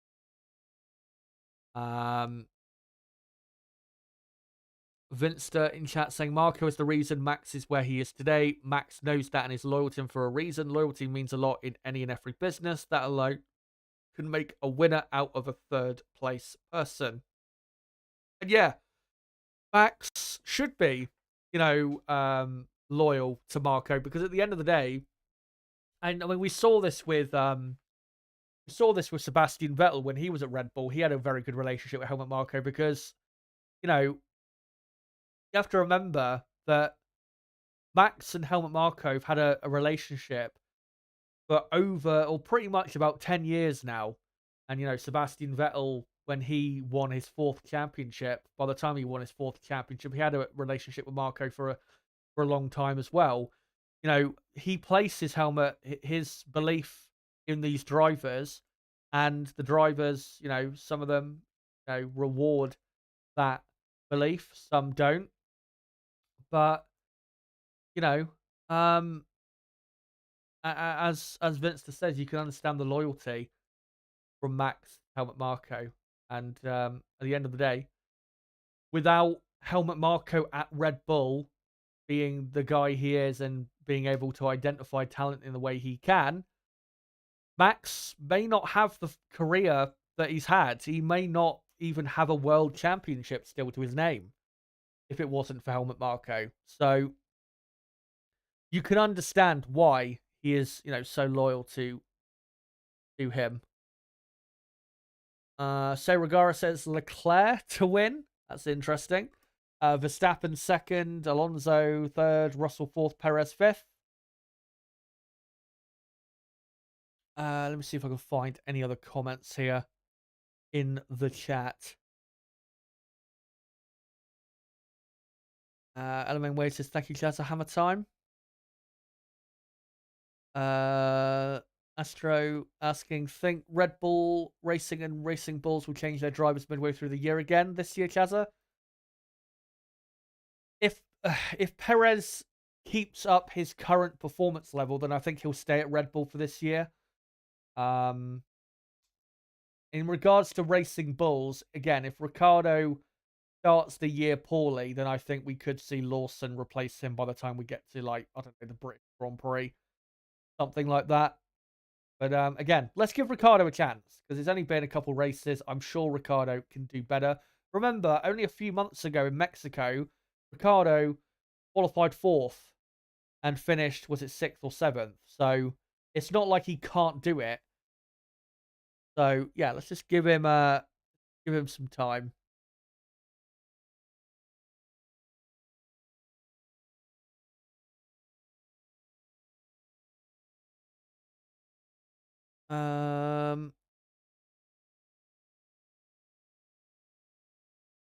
Let's see if I can find any other comments. But and yeah, the Woden saying, yeah, Newey is the technical officer at Red Bull overseeing the whole project. Yeah, and he's been in that role for quite a long time. Obviously, he's been at Red Bull since what, 2006, 18 years ago, as a bit of a light show going on the grid. I think the national anthem is going to be playing soon, probably the next 5 minutes or so. KH says Alpine gets the Donkey Trophy this year. Indeed, they do. And hello to Nib. Hopefully, you're coping well with the heat wave you're having to go through. But yeah, just keep your comments coming, and keep, if you haven't had a comment read out, then make sure to post it, and I'll try and get through some before we get underway.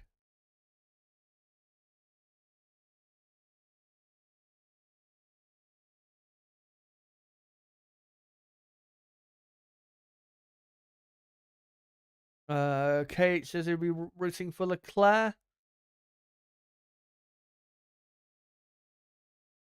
Silverback says, lol, are you stoned? Danny is out of time. Go to work. Let's give him a chance. No, we've seen drivers not start a season that well. And, improve. So, yeah, let's give him a chance. You definitely I'd say you definitely expect better from Ricciardo in Melbourne, given Ricciardo's experience at that track, obviously compared to Sonoda, and obviously being a home driver. So we might see an improvement. I think we very likely to see an improvement in what do you call it, in a couple weeks. Nib saying down to 28 degrees now.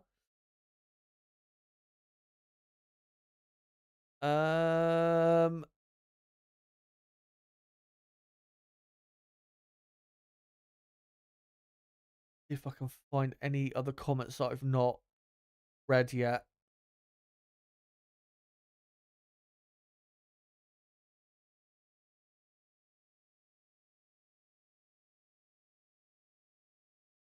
Crystal Racing says Marco main character syndrome when he said could be getting suspended.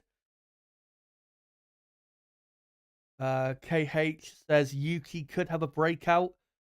Yeah, really needs it if he wants a long F1 career.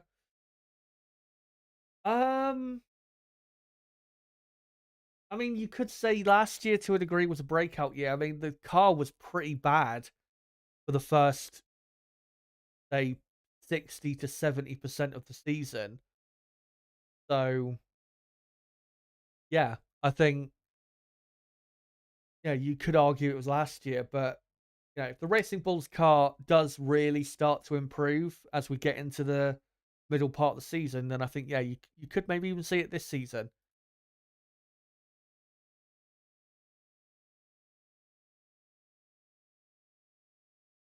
Vince says, I think Racing Bulls and Red Bull are operating as two different teams. There will not be any driver swapping between the two teams. I disagree. I think we will definitely see. I think we'll definitely see driver swapping. I wouldn't be surprised at all if we saw Lawson in the Racing Bulls car before the season is over.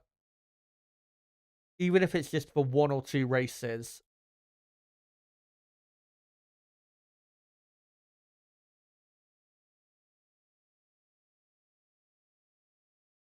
Right, let me just scroll up a bit, see if I can find any other comments that I've not quite out, as I can see Jose Mourinho being interviewed on the grid.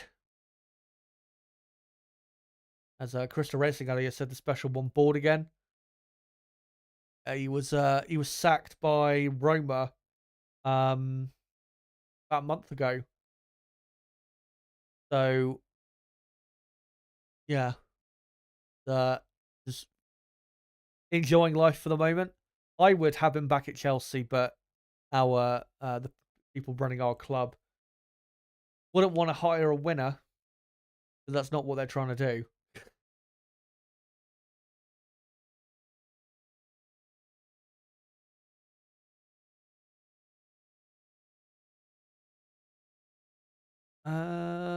Let me see what other comments we've got. Astro says, I hope Ricardo gets into the Red Bull racing.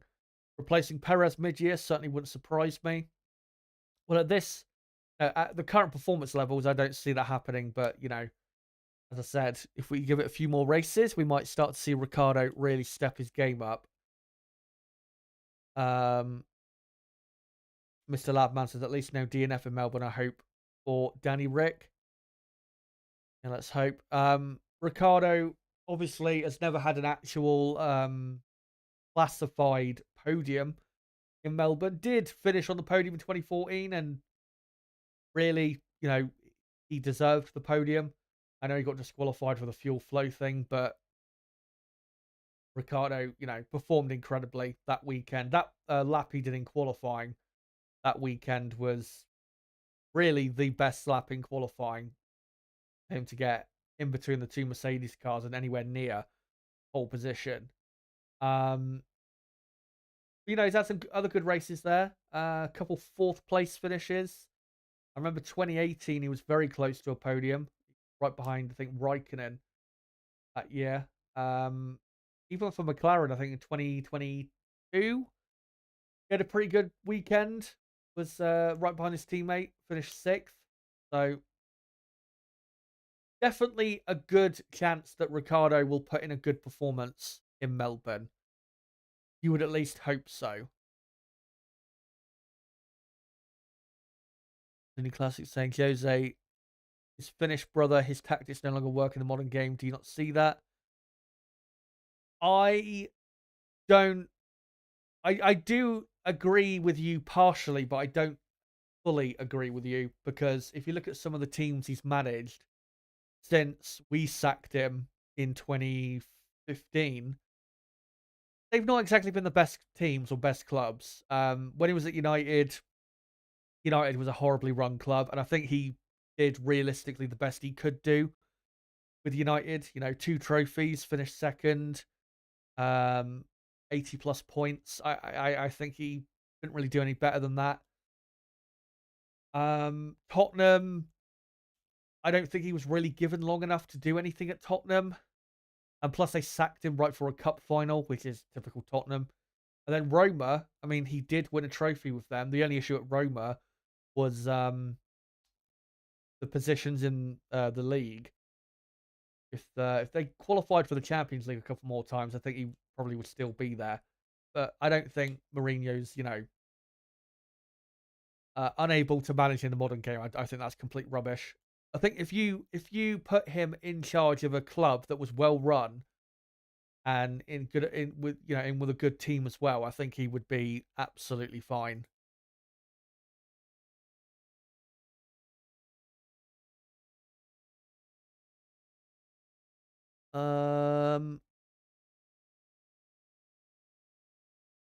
Looney Classic says Red Bull, I think, should try and put Lawson in the car.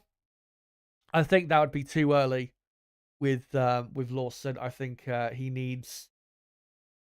I think he needs really a couple years, I would say, in the Racing Bulls car before he's possibly a Red Bull driver. But again, with Max Verstappen, as the national anthem, by the way, is finished, with Max Verstappen possibly leaving Red Bull, let's say Max does leave at the end of this season, they might have to fast track Lawson into the Red Bull. They might have to. So, yeah, we'll see.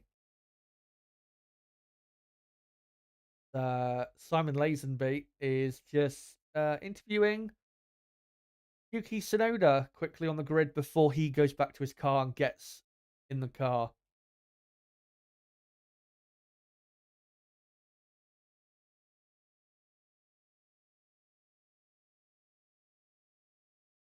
AH says, yes, Max needs Red Bull, won't win championship with Alpine. Definitely not. Definitely not. Yeah.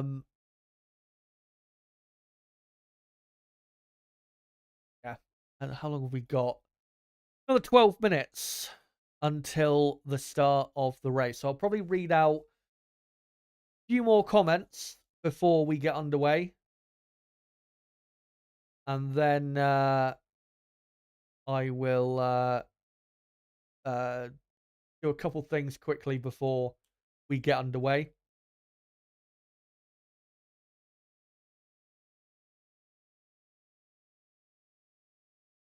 So regard saying at this rate, Max will win championships. Anyone even stake? Or about that. But say if we've got any other comments or predictions. If Max can win stake, he's the GOAT.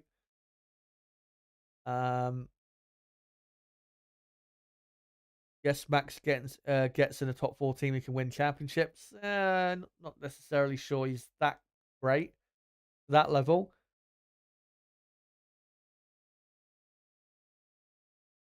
Let's see. I can find a couple other predictions from earlier in the chat that I may have missed. And no, don't think I can see any. So 10 minutes to go as Lando Norris is now being interviewed on or in the pit lane.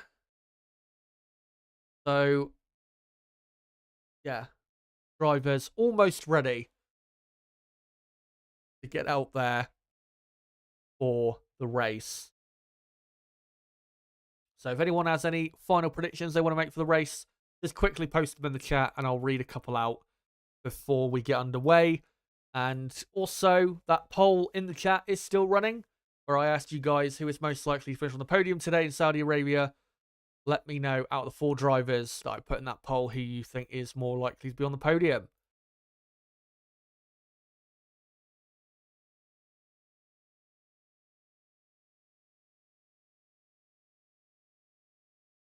Nib says Max, Perez, Leclerc, Norris, Piastri, which is the same top 5 as me, except I've got Piastri ahead of Norris. Rooksfoot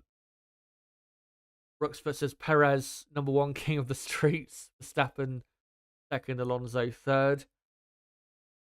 Astro says, I hope Ricciardo will finish ahead of Yuki today. Well, I reckon Ricciardo will finish ahead of Yuki today. Hope so. F1 just showing Oliver Behrman getting his helmet on. And as long as Behrman keeps out of trouble and just gets his head down and focuses on just delivering lap after lap, good pace, he should be absolutely fine. And hopefully, after qualifying yesterday, where he almost got into Q3, let's not forget, he was only 0.036 of a second away from getting into Q3. We'll see if he's a bit more confident today. Really, I just saw as well, nice gesture by Fred Vasseur, just quick little hug and quick little good luck from Fred. And I have to say, that is one thing about Frederick Vasseur that I really like from him as a team principal compared to Binotto when he was team boss, is he has a much better relationship with the drivers, and he's a much more a much more, say, warm personality. And I think the drivers get on with him a lot better than Binotto, who was a bit more like, best way to describe it, maybe methodical, a bit more robotic. Binotto just wasn't cut out for being a team principal.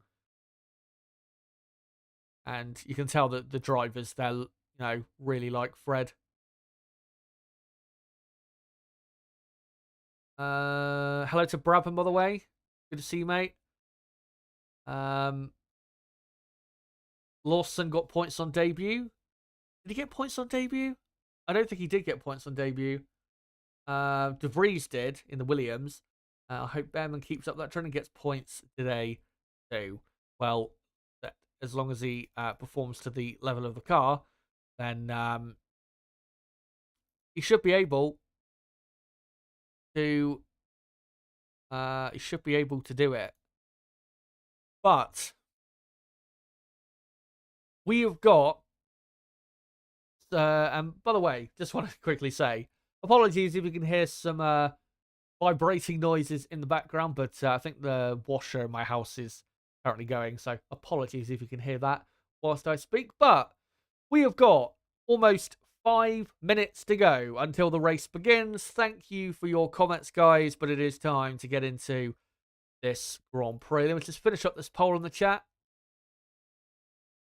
where I asked you guys, who is most likely to finish on the podium today in Saudi Arabia? 1.2k votes. Thank you very much for that. And 51% of you voted for Charles Leclerc as most likely to be on the podium. Sergio Perez in second on 27%. Alonso third on 16%. And Piastri fourth on 4%. I don't quite agree with that poll, but that's your view. And maybe you'll be right. But let me hide that timer and just quickly get into a couple things before lights out. Firstly, the championship standings. I know it's only been one race, but we'll go through them anyway. Max Verstappen, 8 points clear of Sergio Perez, leading the championship. Carlos Sainz third, obviously not racing today, so he'll fall down quite a bit. Leclerc in fourth, Russell fifth, Lando Norris in sixth, Hamilton seventh, Piastri eighth, Alonso ninth, and Lance Stroll in P10.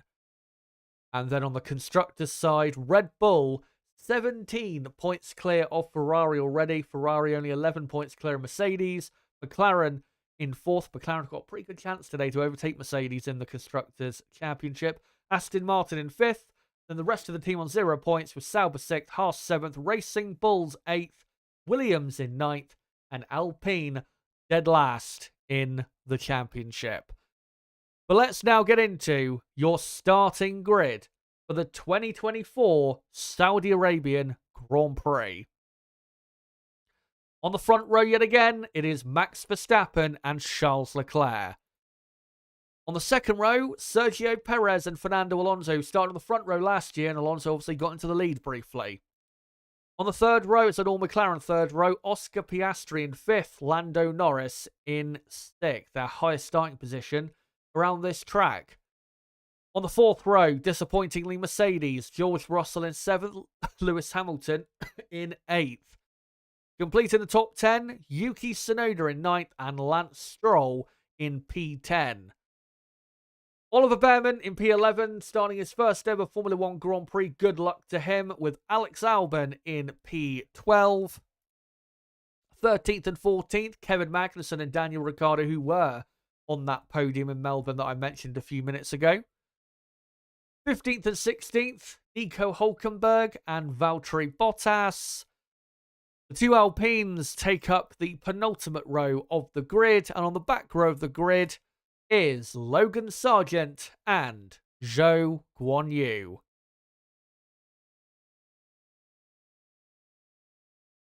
And the race will be underway in a few moments. Probably another, 3 or 4 minutes until the formation lap. Those tyres, by the way, on the left-hand side, on the, next to the driver names, you can see I put S for soft for everyone. I don't know yet who is starting on what compound, so I will adjust that before we get going, so don't worry. And it will be a 50-lap Grand Prix. And if there is no safety car, it will be a pretty fast race. It's only, 1 minute and 32, 1 minute 33 seconds per lap. And for 50 laps, that is, pretty quick. So this race, if there is no safety cars, which, I mean, is unlikely. There's always been a safety car here in Saudi Arabia. But if there is no safety car, then this race probably only going to be an hour and 20 minutes or something like that. Just going through the F1 intro on screen. By the way, the tyre compounds, C4, C3, and C2. Probably going to get quite a few on the medium, but I think we'll get quite a few in the top 10 on the soft C4 compound of tyre.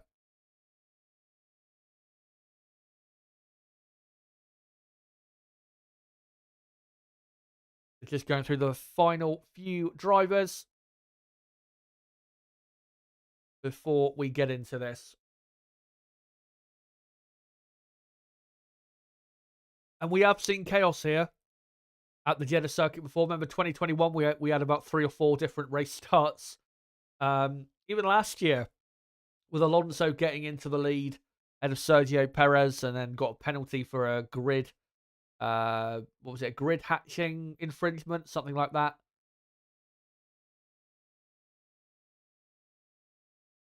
So, drama at the start, especially given how tight the first couple corners are, is very possible. Definitely contact, very possible. Let's hope for none, though. Fans in the grandstands wait in anticipation. And we'll see in a moment who is on what tyre compounds. I do expect the front 2 or 3 cars definitely to be on the soft tyre, because I think you won't want to take the risk of losing the lead. Being a bit slow down to turn 1. Yeah. Could affect things for the race. But we'll see in a moment, as the wheel covers are about to come off in a moment for Sergio Perez. And hopefully we'll see in a moment the graphic showing who is on what tyre compound. Rook saying Behrman and Bottas on softs, all others on mediums. Do you mean everyone else on the grid on mediums, or just everyone outside the top 10? Hold on. Right. Well, if that is true, then I'll just correct that now. As yet, Max Verstappen is on the medium, so everyone is going for the better tyre for the race. No one up front wanting to take a risk. So, looks like everyone inside the top 10 is on the medium. And I think, as the formation lap has begun, by the way. Looks like no one in the top 10 is taking the risk of starting on soft. So there you go. I'll assume that Rook is correct. And yeah. Yeah. So, Behrman, we'll watch out for him on the soft competition. Yeah, they've just confirmed. Everyone on mediums except for Oliver Behrman on the soft and Valtteri Bottas on the soft. As on this formation lap, Max Verstappen is already into the middle sector. We're not seeing, though, the cars, unfortunately. Now we are. Here is Oliver Behrman in with his like green yellowish helmet. Very nice helmet, I have to say. We're just looking already. Zhou Guan Yu only just coming into turn 1 on this formation lap, so the back of the pack quite far behind. As Verstappen, yeah, is already in the middle sector, so going to take another probably 90 seconds or so at least until we get to the start of this race.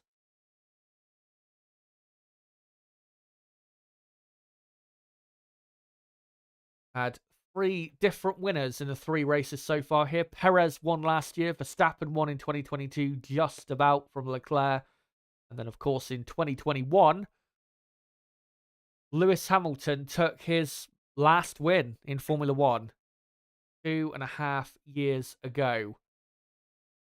A severely long drought for someone like Lewis Hamilton, but of course he's not going to win today. 8th on the grid. As on this formation lap, Max is already on the pit straight. And pretty much, yeah, the top 6, 7 cars now on the pit straight as they're just doing their final burnouts before they get set up on the grid. As there is the CEO of Ferrari in the background in the Ferrari garage, along with David Behrman, which is Oliver Behrman's father.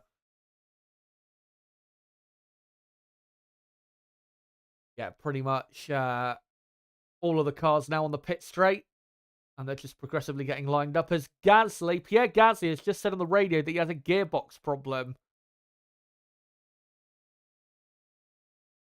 And I don't know, we haven't seen Pierre Gasly on this formation lap, so I can't tell you what's happening to him. So maybe he'll pull into the pits. If he can't properly start the race, I hope he does pull into the pits and he doesn't delay the start, because that would really not be good. But we're just getting the final few cars coming to the grid now. And it looks like Pierre Gasly is... Yeah, we're not on board with him now. He's in first gear. It looks like he is going to line up on the grid. And maybe he does have a gearbox problem, but he's going to try anyway. Hopefully makes it down to turn 1. As the cars now line up. And it's now time, guys, to go racing in Saudi Arabia for the 4th time at this Jeddah circuit. Lights are on. It's 2, 3, 4, 5 lights. And it's go in Saudi Arabia. And Max Verstappen has had a decent start. Perez has had a very good one. And Perez already up to 2nd, is he? Leclerc and Perez side by side. And I think Perez may have just taken it as he pushes Leclerc slightly out. Leclerc and Perez still side by side down to turn 5. And Leclerc just about keeps as Perez runs slightly wide. Behrman goes around the outside of a Haas there. Not sure if he went off the track, though, as they all are just about getting through. And looks like the field is mostly the same in the top 10. Stroll is ahead of Tsunoda, as Hamilton and Stroll getting closer. As Behrman puts his car up the inside at the hairpin of, I think, turn 13, I think it is, on Tsunoda, but he couldn't get the move done. Behrman is still in P11. As looks like Piastri is very close behind Fernando Alonso, as Gasly has been told to box, so hopefully he can make it back to the pits and not cause a safety car. As we're seeing a car, two cars very close. They're going into turn 22, and I think it was Tsunoda and Stroll And yeah, Gasly's now been told to retire the car. As Piastri's getting pretty close to Alonso. Down to that final corner as we're about to begin lap 2. As Behrman gets a very good exit from the final corner on the soft tyre. As we begin lap 2, Max Verstappen already 1.1 seconds clear of Leclerc as Oscar Piastri goes round the outside of Fernando Alonso. Did he keep it all together?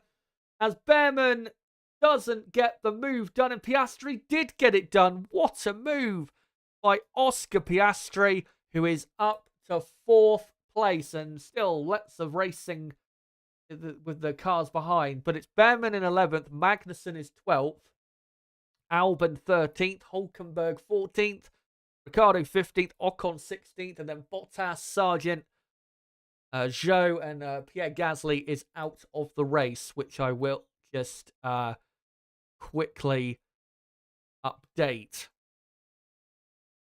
So there you go. Update that. Hold on, in caps. I'll just update that.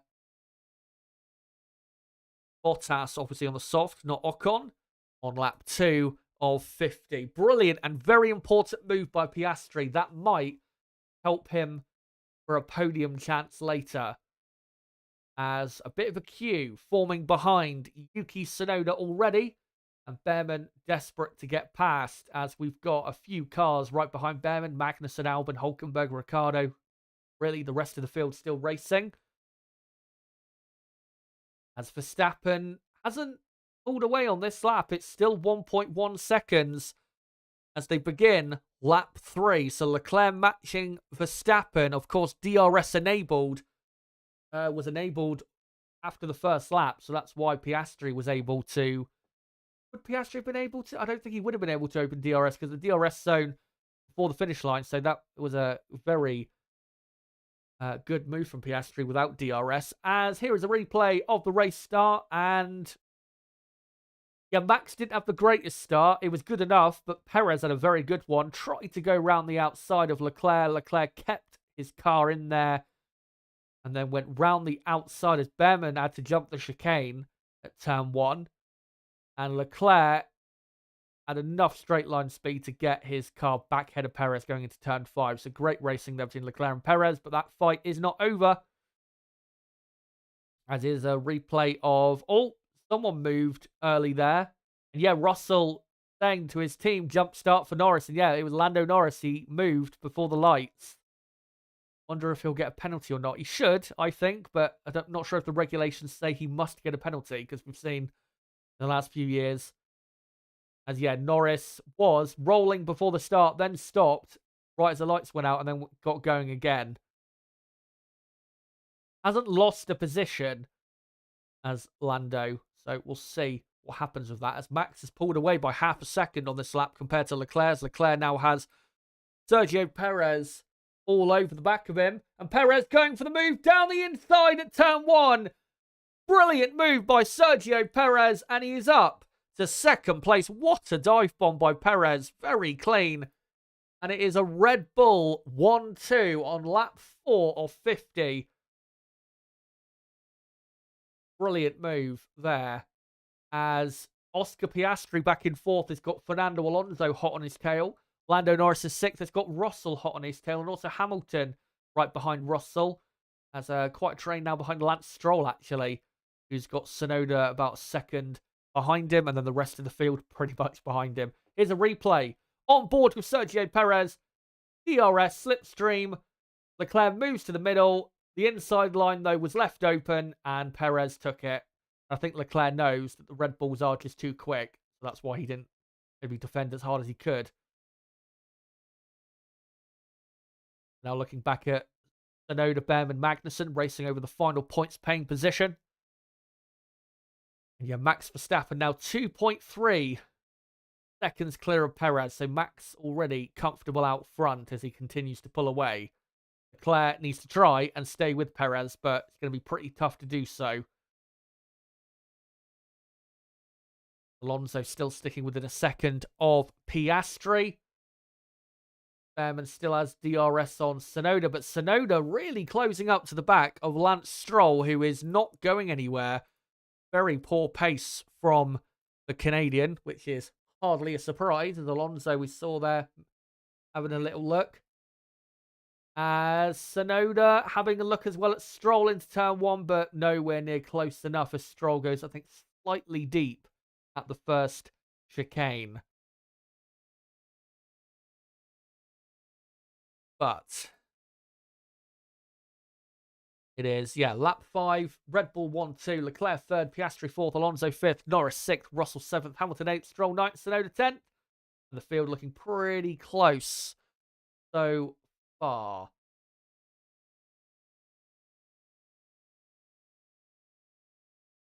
Leclerc has now dropped over a second behind Perez, which is a shame. But again, it's always going to be hard to keep up with those Red Bulls. As Alonso desperately trying to hang on to Piastri, who's threatening to pull away, but Alonso just about staying close enough to get the DRS assistance. But McLaren definitely look quicker, I have to say, than Aston Martin, as Lando Norris, I think, is slowly gaining on Alonso as well. I'm down to the final corner. Alonso gaining with the DRS on Piastri, gaining a lot under braking. And really, the DRS is the only thing keeping Alonso close to Piastri, because without the DRS, I think Piastri would be quite far up the road by now on lap 6, as Oscar Piastri is only 2.3 seconds behind Charles Leclerc. So Piastri not that far away from a podium. As Tsunoda still having a look at Stroll, who is going very slowly in 9th place. 3.5 seconds behind Hamilton. And Stroll, already by lap 6, is, 7 seconds behind his teammates. Losing a second lap to Alonso, his teammate alone. Awful pace from Stroll. And that's why there's a queue of cars behind him. And also a bit behind Tsunoda, who hasn't got the greatest pace either. But Stroll especially is going slow. Quite a contrast to a year ago, where Stroll was running in a podium position for a few laps a year ago.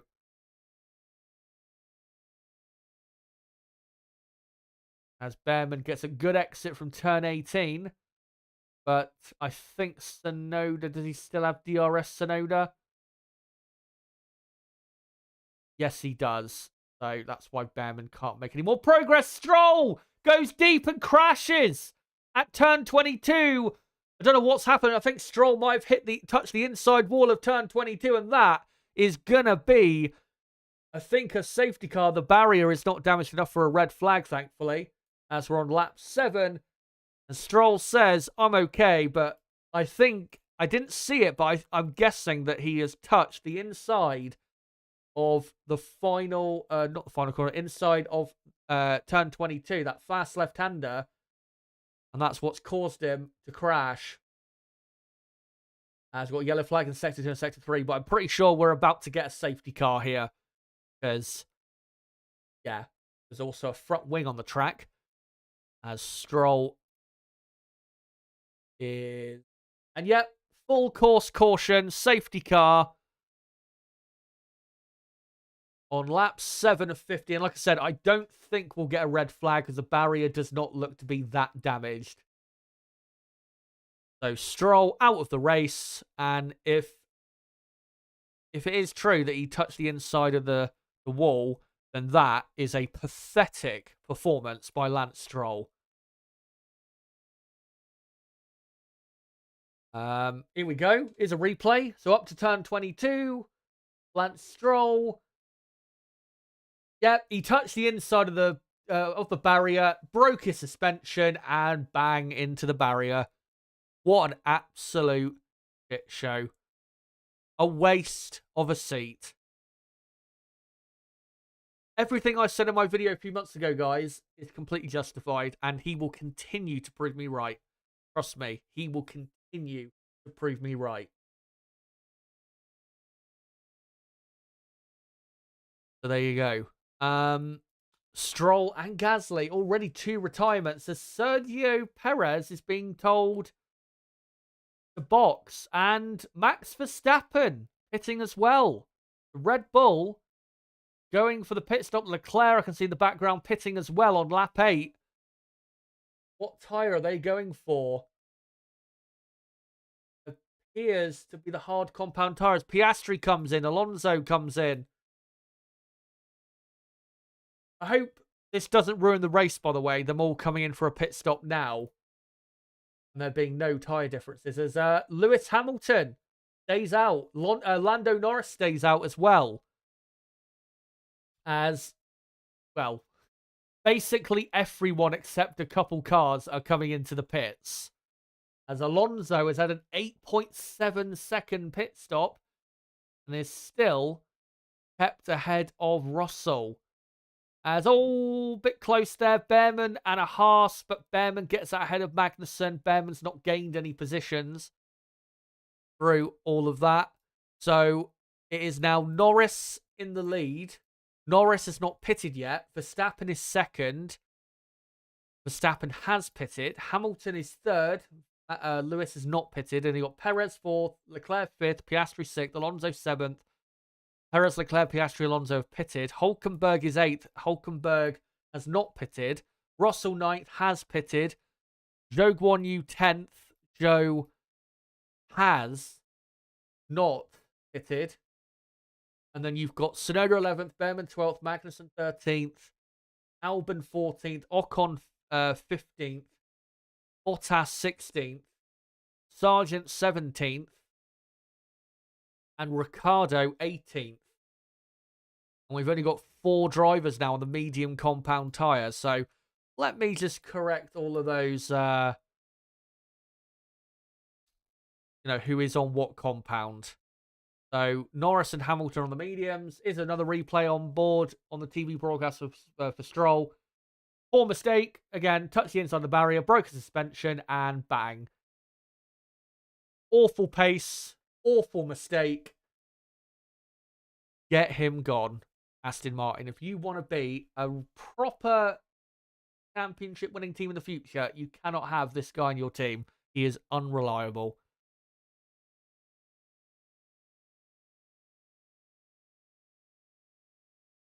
But yeah, let me just quickly do all these tyres. So Hulkenberg, he's still on the medium. Zhou is on the medium, not the soft. And then everyone else is on the hard compound tyre. The hard compound tyre probably can get to the end of the race, but it's going to be tight. There probably will be some more pit stops for people who already have pitted. As Fernando's saying, wow, I nearly crashed with the Red Bull. Yeah, the Red Bull, they're released very hastily. So we're now on lap 9. And yeah, there is your order. There are all the tyres and who is on what. So only 4 drivers on the mediums. Everyone else on the hards. 2 retirements already on lap 9. And there you go. As Stroll's car is just being carried away. And I'm hoping probably in the next couple laps we'll be back underway because, again, the barrier wasn't that damaged and it was just the debris in the car that needed to be taken away. And thankfully, the place right there to get the car taken away.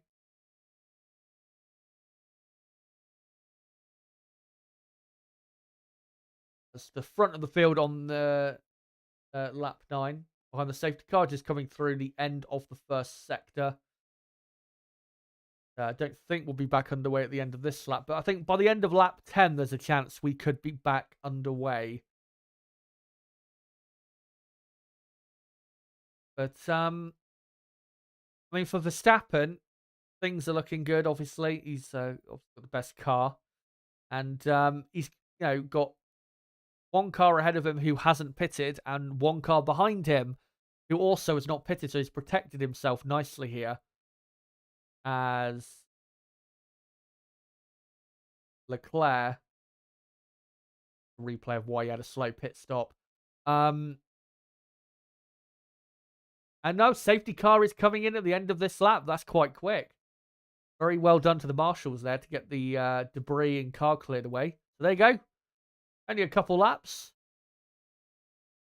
And we are back underway as Lando Norris will be the one leading the pack away, or will he come into the pits? We'll see. I think Lando may as well just stay out there. No point pitting now. Doesn't make any sense. But we'll see what he does.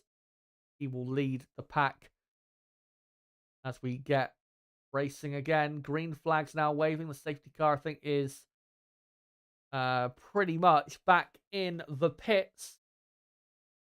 Of course, no overtaking until the start-finish line.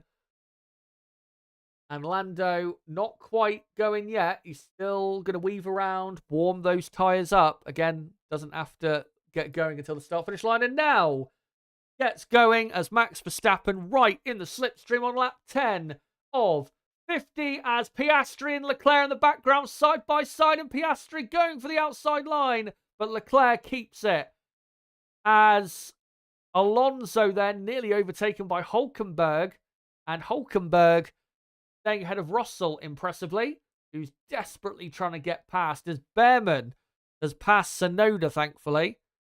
So Behrman up to P11. Ocon has just passed Albon.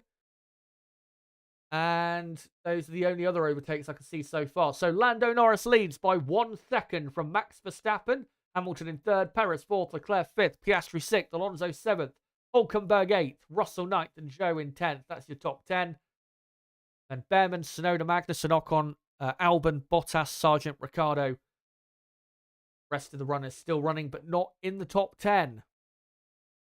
And remember, DRS will be active at the beginning of lap 11. And Piastri, who was closing very slowly on Leclerc before the safety car, he needs to keep up with Leclerc. Because if he can and keep within a second, then he's given himself a good chance of a podium today. As Lando, very good lap to keep himself ahead of Verstappen. Almost a second clear of Max as they're about to begin lap 11 of 50. Norris pretty far clear, and Hamilton actually not that far behind Verstappen, as Russell not that far behind Hülkenberg, as Behrman locks up going into turn 1 but keeps it on the track. And now DRS is enabled. But Max Verstappen is over a second behind Lando. With Max, though, he might be trying to manage his tyres just to get to the end, so he might not want to be overtaking Lando too quickly. As here's a replay of Albon touching the back of Magnussen, I think. And, contact with Magnussen. So Magnussen pulled alongside, and then bit of contact. Magnussen had to go off, and Magnussen now ahead, and that's why Albon has dropped down to 15th. This is a replay of Behrman passing Tsunoda into turn 1. And very nice dummy on Tsunoda. Had the outside line, then switched, went for the inside, and got it done. Very nice driving. Verstappen, as Perez and Alonso incident for unsafe release has been noted, so we'll see if anything happens with that.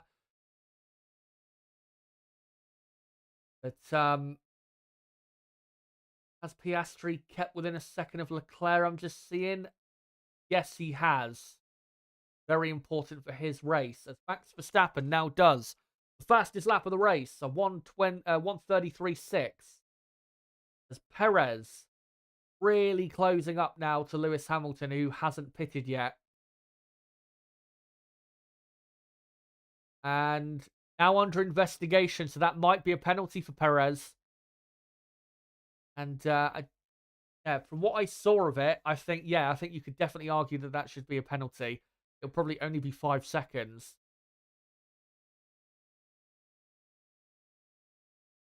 Max only a second behind Lando. I wish they would stop going to this aerial view of the track, because you can't see what's fucking going on. Stop doing it. So fucking annoying. As so Perez still within a second. Hamilton. Verstappen just about within a second of Lando, but I'm not sure if he's got the DRS. No. Oh, no, he does now. We should start to close in on Lando. And yeah, Perez, Leclerc, and Piastri all have DRS behind Lewis Hamilton, who is running in third. And Alonso, 1.4 seconds behind Piastri. Alonso having a bit of a struggle. Albon saying on the radio, he didn't give me enough space. So, Otis, you need to speak to the stewards about it. And Otis saying, yep, saw that he squeezed you. As we are on lap 13, and is this where Max Verstappen is going to retake the lead? Yes, he is. Lando Norris doesn't defend, as Lando Norris's jump start has just been noted by the stewards as Perez passes Hamilton at the same time. Synchronized overtaking by the two Red Bulls, and it is now 1-3 for the two Red Bulls. And Leclerc will be the next one to pass Hamilton. Piastri's fallen back a bit compared to Leclerc, as a Magnussen and Albon incident has been noted by the stewards. So, go. Norris and Hamilton, second and fourth on the mediums. And you would imagine Lewis Hamilton is going to start falling back now in a race. It's going to be very difficult for him at this point, given that he's out of sync with the others. Yeah, Piastri got right back within a second of Leclerc. Needs to pull himself along with Leclerc. Cannot afford to get dropped if he's going to finish on the podium. As Alonso continues in seventh to be dropped. Russell still behind Hülkenberg and struggling to overtake. Behrman struggling to overtake Zhou. As Hamilton has stayed within a second of Perez, which is hurting Leclerc in his effort to pass Lewis Hamilton, as they now begin lap 14 and another fastest lap for Max Verstappen, a 1:33.1. Behrman in the background, close to Zhou. Not sure he's going to overtake or not, as I think George Russell, yes, Russell has just overtaken Hülkenberg for 8th, as Magnussen and Albon incident is under investigation by the stewards. Yeah, I'd have to have another look at that before determining my view on that. Let me just... Russell on the hard, Hülkenberg in 9th on the medium. Hülkenberg still doing well, though. In the top 10 is Oliver Behrman, now in the top 10. He has passed Zhou Guanyu. So, Behrman obviously on the hard, Zhou on the medium.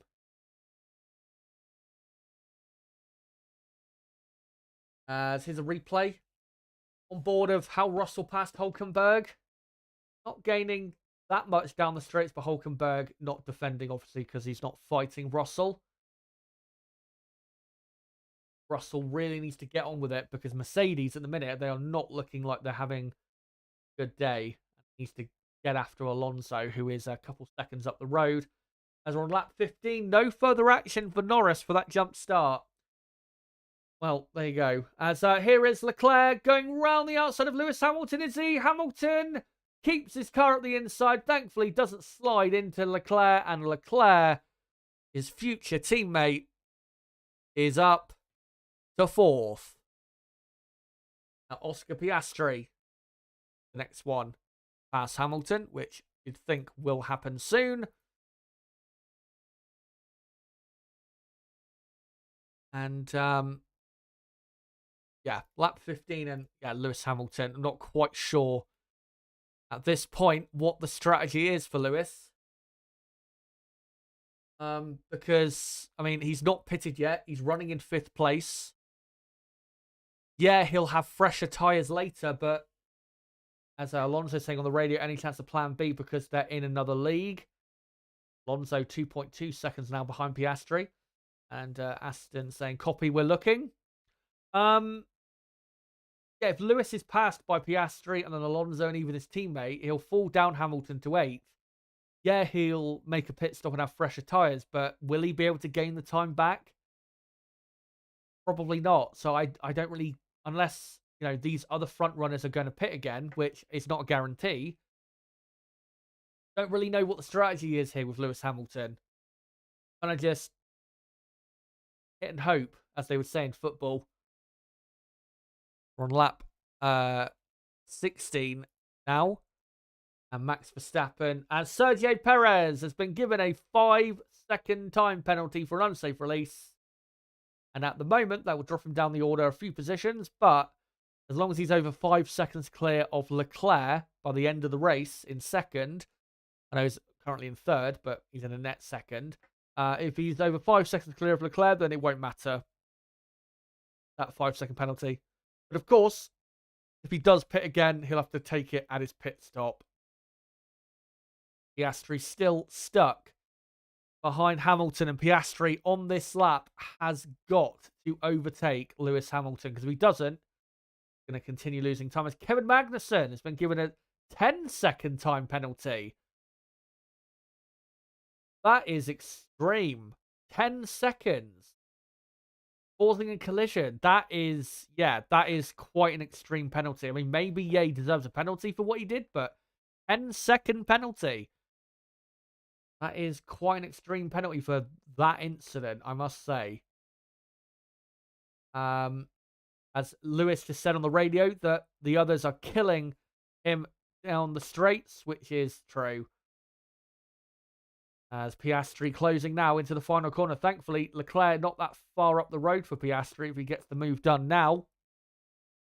As we move on to lap 17. Surely he's close enough now. Opens the DRS. Hamilton, will he defend? He does, to the middle. And Piastri's going to have to go around the outside, and he does. And Piastri forced to go off. And he will let Lewis back through. And I don't think Lewis actually did force him off.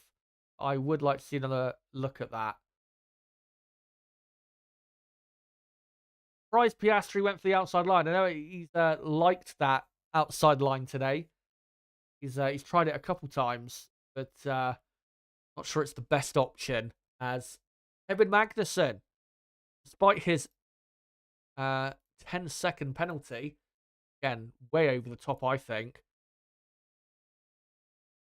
has just passed Tsunoda for 12th. And yeah, Piastri round the outside. Yeah, I don't think Lewis did anything wrong there. He just wasn't far enough alongside Oscar to actually complete that move. As Sergio Perez now really closing on Lando Norris for second. Of course, Norris also hasn't pitted. And here comes Perez. He's not going to pass yet, though, into the final corner. He'll do it down the pit straight. As we move on to lap 18, Max Verstappen, another fastest lap, 5 seconds clear of Norris.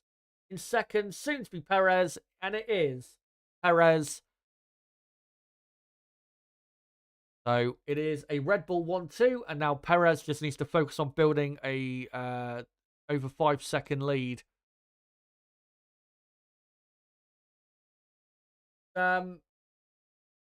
This is Oliver Behrman trying to pass Nico Hülkenberg.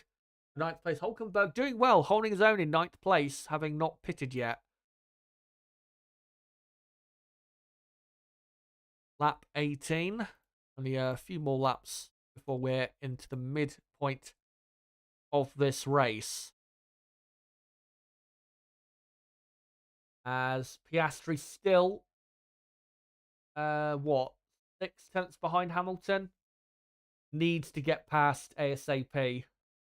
Ruining his race a bit. Is being stuck behind Hamilton. As Russell, by the way, is in 8th, 1.7 seconds behind Alonso. Alonso 3 seconds behind Piastri. Alonso and Aston Martin, as the data showed on Thursday, they just haven't got good enough pace over the long runs. They just can't keep up with the others. And they are really struggling.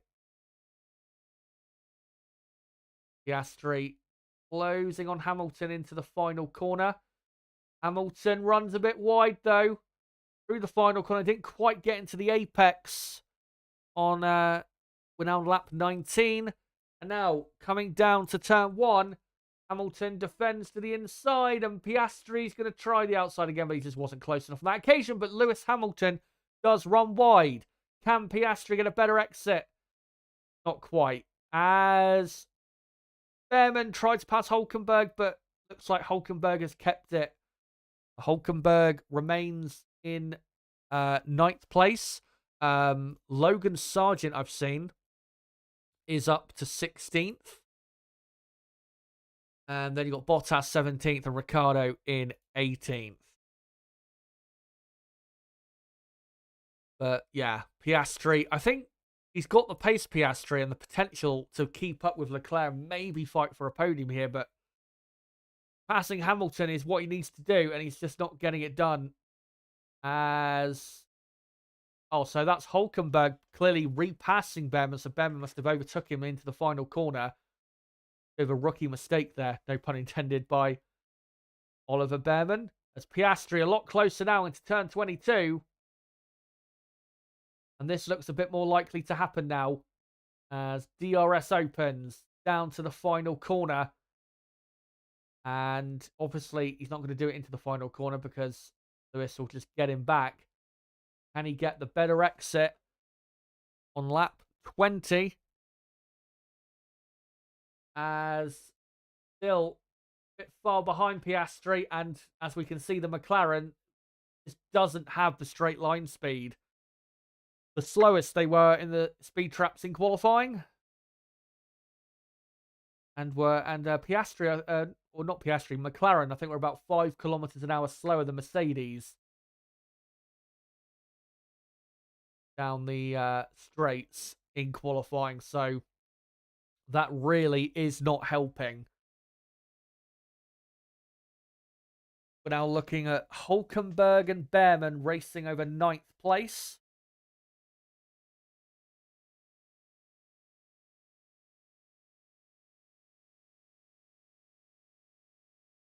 Behrman not really that close as they come up to turn 13, as Behrman saying on the radio, mate, he's so slow. He is, but he's fast enough where he needs to be to keep ahead. Doing what an experienced driver does.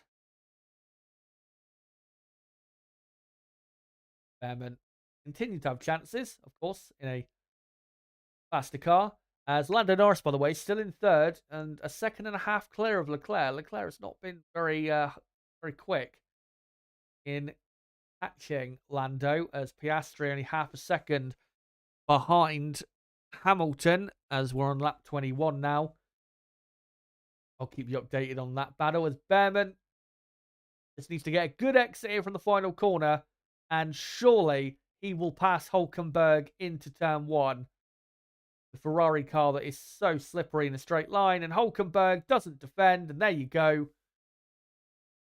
Oliver Behrman into 9th place. And George Russell in the Mercedes is 5.5 seconds up the road. We'll see if we can close the gap to Russell. Russell, by the way, his pace not very good either. Like Alonso. Alonso still driven back from Piastri, and Russell not really closing. As Magnussen and Tsunoda incident under investigation at turn 4 for leaving the track and gaining an advantage. I think that might be Magnussen on Tsunoda, so we'll see what happens with that. But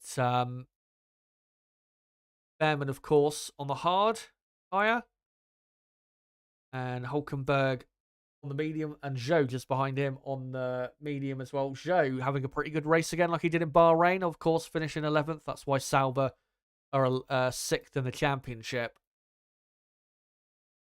As on lap 22, Max Verstappen does yet another fastest lap of 1:32.9 as Piastri getting close again to Hamilton in the final corner. But does he get a good enough exit? I think he does this time, as Hamilton defends earlier to the inside. Will Piastri get it done as Magnussen gets another penalty of 10 seconds? And no, Piastri cannot get it done. He just was not close enough to go for it around the outside. So Magnussen has 20 seconds worth of penalties. He's like a driver on the F1 game online, on an online lobby. He's already got 20 seconds worth of penalties before the halfway point of the race. Calm down, Kevin. As so Max Verstappen, 6.5 seconds clear of Perez out front. Lando Norris in third. Lando is about 11 seconds almost off the lead. Leclerc fourth. Leclerc still not gaining really on Lando. Hamilton 4 seconds behind Leclerc. Piastri still harrying. Alonso stabilising the gap to Piastri a bit at about 3.2 seconds. Russell still about 1.2, 1.3 behind. Behrman solidly in P9, but losing time to Russell, so Behrman will probably just sit now in 9th place.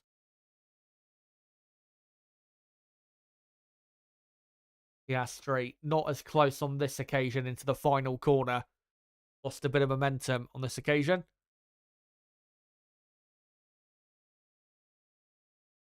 But he will still keep within a second of Lewis. Lewis doing the best he can with what he's got, pace-wise as a driver and just with the handling of the car.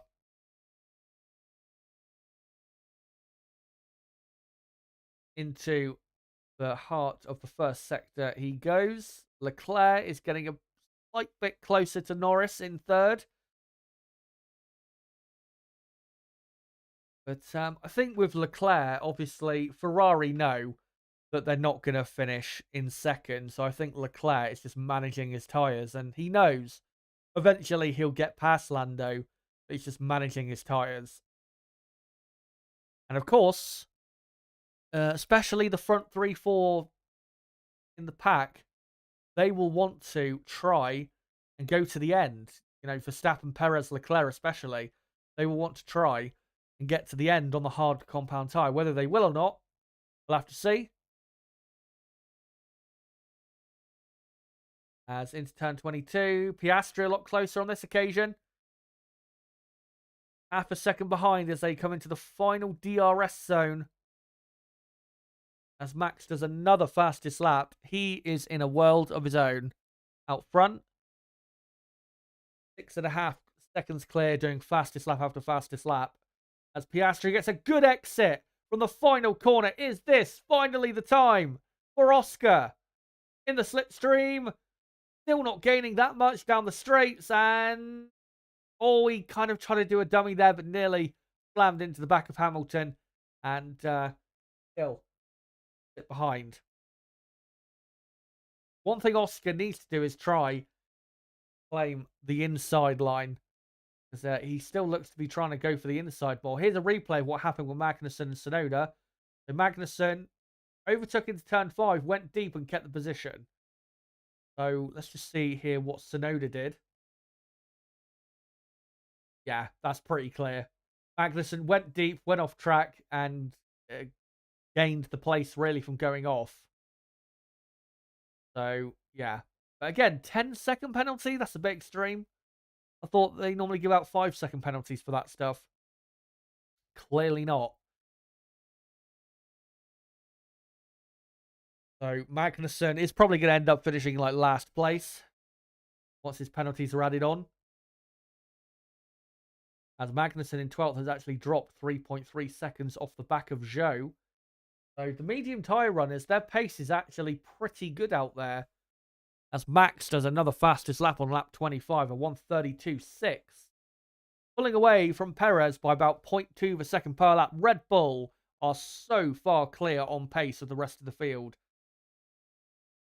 Charles Leclerc in 4th place, who is now within a second of Norris. As Piastri in the background within a second of Hamilton. No, not close enough though. Leclerc is, nearly 14 seconds off the lead. And he's lost 14 seconds to Verstappen since the safety car that was, 18 laps ago? So, yeah, Red Bull in a league of their own, as usual. But, as all, Tsunoda has passed Kevin Magnussen. And Magnussen has got back past again. And yeah, it's kept the position. So there you go. So good hard racing back there. I'll say though, decent pace for Alpine at the minute. Esteban Ocon is in 14th and is right behind that Magnussen and Tsunoda battle. Magnussen clearly has some sort of with his tyres or something. Pace has really fallen off. But yeah, good to see Alpine are in the mix because they were not in the mix in Bahrain. But as guys, we are halfway through this Saudi Arabian Grand Prix. 25 laps to go. If you are new to the channel, make sure to subscribe for more content like this. Bottom right of the screen, you can do it right there. Obviously, we do qualifying and race watch-alongs for every Grand Prix. So if you want to stay bang up to date with everything going on in Formula 1, this is a great place to be. And for everyone watching right now, if you have not hit the like button yet, make sure to do so. We're on 184 likes. Let's try and get to 200 likes by the end of the race. As Leclerc trying to pass Norris, forced Norris off racing line, but Norris keeps the position. So yeah, let's try and get up to 200 likes on the stream by the time we get to the end. As Leclerc wanting to get past Lando now, but Lando resolute in defense. As here comes Tsunoda on Magnussen.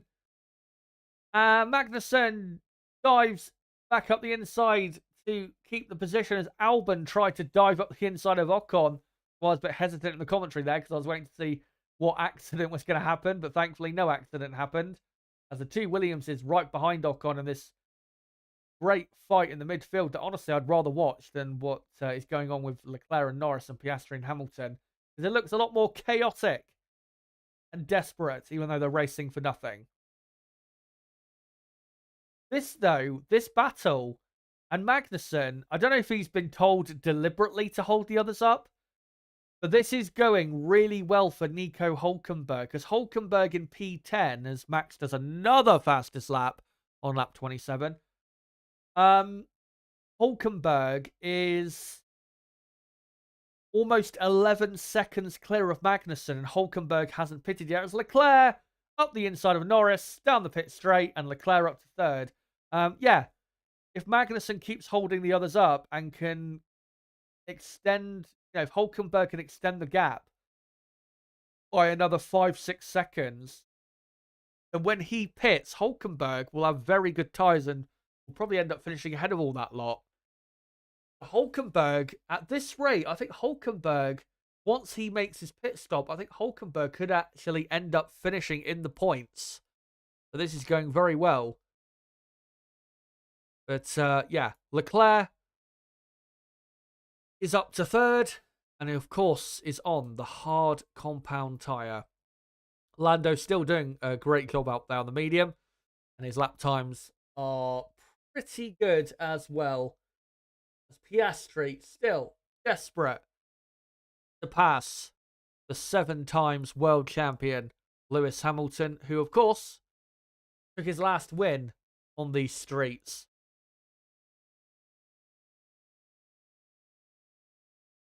Coming to turn 22, Piastri looks a bit closer on this occasion. Drops a slight bit of time through turn 22, but will get the DRS as we're on lap 28 now. Max a bit quicker even for my expectation, as he's now 7 seconds clear of Sergio Perez. And Piastri got close through the apex, but Hamilton trying to just get a great exit to keep Oscar behind as they come down the pit straight again. But once again, Oscar has no straight line speed because the McLaren is a draggy mess. Brilliant through the corners, that McLaren, but down the straights, it has no top speed. It's like the McLaren of a couple of years ago. Yeah, Max is, 15 seconds clear of Leclerc. And this battle with Hamilton and Piastri, Hamilton is currently, Hamilton's about 22, 23 seconds off the lead. losing a ton of time per lap, easily at least a second a lap. Still, hard racing going on outside of the points between Albon and Ocon.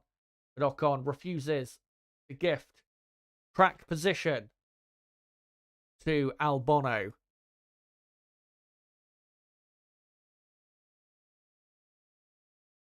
Great little fight. This is outside of the top 10. Sometimes you do get the best fights outside of the top 10. Albon gets a good run on Ocon up to this corner. Is he going to go for the outside line? He is. And Ocon, oh, I thought he was going to squeeze him into the wall. And yeah, Albon just didn't have enough momentum. As we're on lap 29 now. And Piastri still close with Hamilton, I can see. Not close enough to overtake, though. Albon still very close to Ocon. Good to see, by the way, despite Albon obviously having that contact with Magnussen, as Magnussen's got Tsunoda right behind him. It's good to see that Sargent is in this battle as well, keeping up with his teammate, as Tsunoda gets a brilliant exit from the final corner, and surely, unless Magnussen does the most disgusting dive bomb of all time, Tsunoda gets the move done. Magnussen's going to go for the outside line, though, and push his way back in and push Tsunoda out. And will Ocon now take the position? I think he will. Ocon does. And Tsunoda allowing a bit too much respect to Kevin Magnussen for Magnussen to take the outside line, and Ocon now up to 13th. I can tell you now, Tsunoda in that crash helmet will be fuming with Magnussen. He is desperate to be rid of the Dane. But Magnussen, as usual, will not go away without a fight. And they're still helping Hulkenberg so much. Hulkenberg now is 15 seconds clear of Magnussen. So another few seconds gained for Hulkenberg. And Hulkenberg will come out basically in a net P10 from his pit stop. And yet Tsunoda just left the outside line there available. And that's what allowed him to get pushed out. And then Ocon came through. Said thank you very much. And what Magnussen did, pushing Tsunoda a bit wider, as Tsunoda says, what dangerous driving? No, not dangerous driving at all. Hard racing is what that's called. Sometimes Magnussen can be a bit over the top, but most of the time he's just a very hard racer. Down the pit straight again. Ocon now within a second of Magnussen. Can Kevin keep behind Ocon? He can, because the Alpine has 0 straight line speed.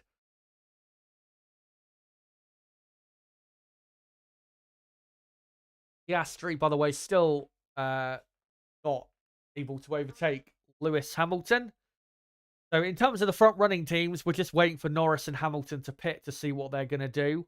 I think those two really are just praying for another safety car, which, I mean, might happen with this group of cars doing their things. But, yeah, as Albon getting a bit close to Tsunoda ahead. Albon, is he going to try the outside line? He is. And, Tsunoda, once again, just like Ocon did, just squeezing him out gently.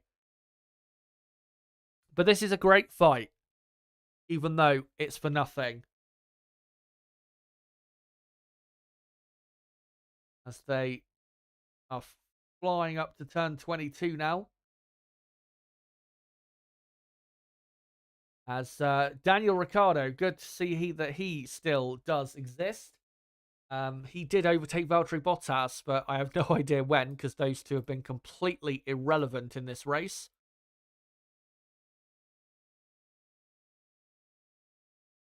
So, he'll come out the final corner. This little battle. And will anyone make a position? Well, Ocon definitely went past Magnussen, and no, none of them are going to. None of them are close enough to another car. But Magnussen, for the team, you have to say, is doing a great job, helping Hulkenberg a lot. And remember, you know, if Haas do score a point today, that'll put them up to 6th in the championship, and that is, you know, very important that they can get up to that position. You never know, might be achievable, that position this season, as Max Verstappen does another fastest lap. Max, very soon, probably in the next, what, 5-6 laps, Max is going to come and lap this slot. That'll be interesting to see who tries to make some ground when that happens. Because Max at the moment is only what? He's only like 20-25 seconds behind the slot, but he's so much quicker than them that he'll gain that time very, very quickly. As Max is 8 seconds clear, pretty much, of teammate Perez. And Leclerc is currently about 16 seconds off the lead, I think. 17 seconds off the lead, something like that.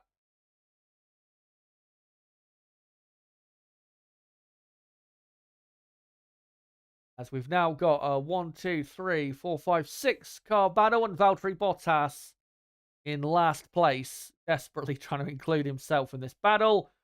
As Ocon, I thought he was close to Magnussen, but Magnussen's just making sure to defend that inside line. Ocon was nowhere near him.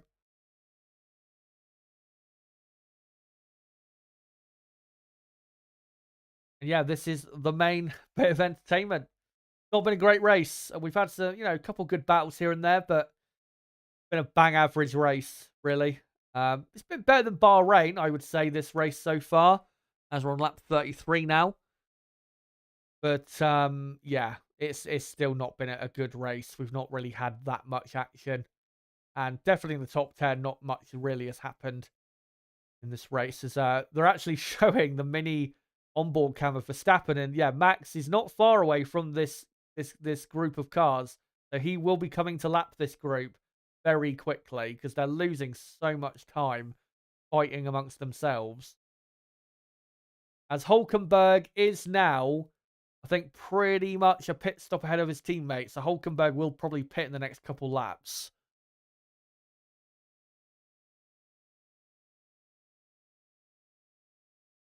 Albon. Is Albon? Yes, it is. Still within a second of Yuki Tsunoda. Magnussen doing a perfect job being the absolute shithouse of this Grand Prix, not letting anyone pass and ruining so many races.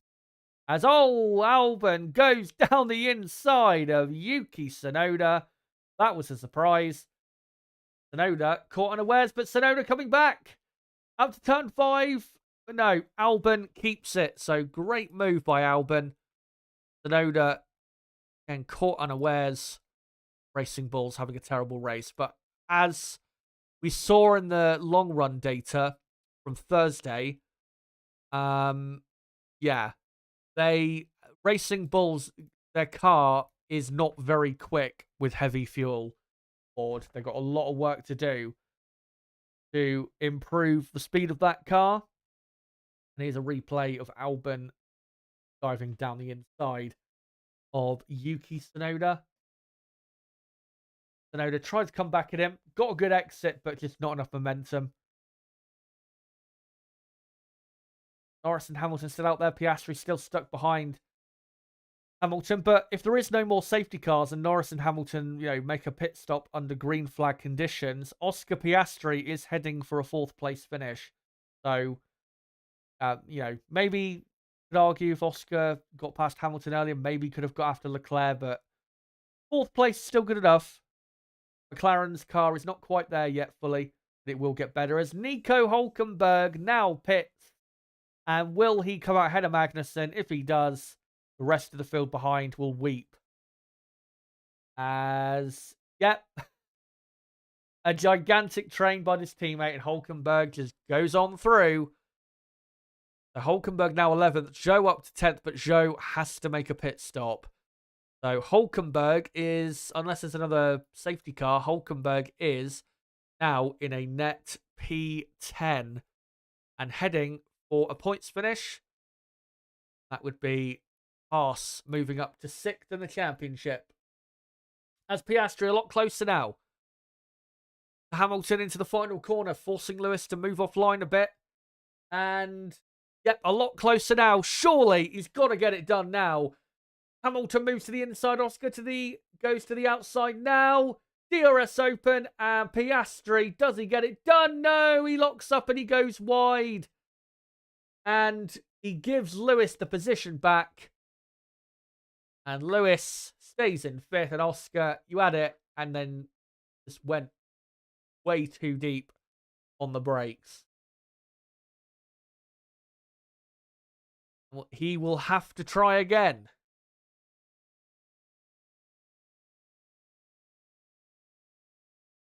As here is a replay on board. And yeah, went to the outside, had the racing line, and yeah, went way too deep. I think he thought he needed to brake a lot later than he actually did. Hamilton pretty much gave up on that occasion. But Oscar just went way too deep. As looks like Mercedes are about to bring Lewis Hamilton in for a pit stop. As we're on lap 36 now, 15 full laps to go in this Saudi Arabian Grand Prix. Max 8 seconds clear of Perez. Leclerc almost 20 seconds off the lead now.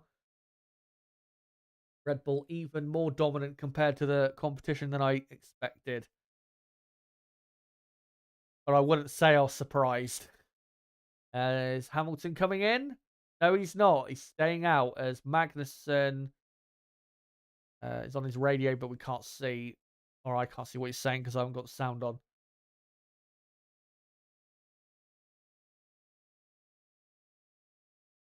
He's still stuck behind. But like I said, once Norris and Hamilton pit, Oscar will finish in 4th place, which is, you could argue, realistically the best he was going to get today, and that's a very good result. It would probably put him ahead of his teammate in the championship, and would put him on how many points? 16 points. They'd put him, I don't know, top 6 in the championship, something like that. And of course, in 2 weeks, his home Grand Prix in Melbourne. Who knows what he can do there? I think McLaren are going to be pretty good in Melbourne. That track, I think, does suit their car pretty well in the first and final sector. Middle sector is going to be a bit rough for them, but yeah, watch out for McLaren in a couple weeks, and in Suzuka as well. Remember how good they were there last year. As we're on lap 37. And Piastri very close to Hamilton as they come down to the final corner. As Valtteri Bottas has pitted. And got onto a set of soft tyres. As, oh, Hamilton, big wiggle out the final corner. He's going to come into the pits. Those tyres have seen their best day as Hamilton pits. And Lewis should come out in 9th place. As Lewis says, we're thinking of going soft tyres to the end. Or no, Mercedes say that. And Lewis says, yeah, I agree. So I think they've gone for a set of soft compound tyres there with Lewis. Let's see how much he can gain now on that compound. As, yeah, lap 37, yeah. Lewis Hamilton on soft. Hamilton 7.5 seconds behind Behrman. If he gains a second a lap, he'll overtake Behrman before the end. So we'll see if he can do that. So Hamilton on the soft. Bottas as well in last on the soft. As obviously Piastri is on the hard compound tyre and will be so happy that he has been rid of being, sat behind Lewis Hamilton, as I think Alonso had a little moment there in the first sector that I just missed. As Alonso still just over a second clear of George Russell, which it's been that way for like the last 20 laps pretty much. As Sergio Perez does the fastest lap of 132.2. But, yeah, once Lando Norris pits, and Norris now told to box, it'll be Piastri 4th, Alonso 5th, Russell 6th, and Behrman, I think, will be in 7th. As Hamilton has not gained. As, slow right rear there for Lando. That cost him a couple seconds. Lewis has not been quick so far on that soft tyre. I know it's only been a lap, but he's not been very quick at all. Will he come out ahead of Hamilton? Yes, he does. So Norris is now 8th. And Hamilton is in 9th. So Oliver Behrman up to 7th. And if Behrman can hold on to 7th, even though, yeah, Norris and Hamilton didn't pit, and that has, scuppered their race a bit, that would be an incredible result for a Formula One debut. Norris and Hamilton on the soft. Zhou Guanyu, by the way, in P10, still hasn't made a pit stop in this race. Pretty sure Sauber is just going to wait to see if there's a safety car. And if there is, then they'll be able to nick a point from this Grand Prix.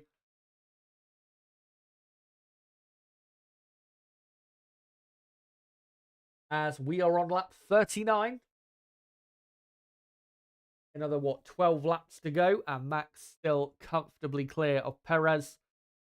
Leclerc in 3rd. Leclerc 12 seconds behind Perez and about 20 seconds behind Max. Piastri is over half a minute behind Max. As, it says Norris is on the hard. Is Norris on the hard or is he on the soft? I thought he was on the soft. Maybe he's on the hard. I'll correct that quickly.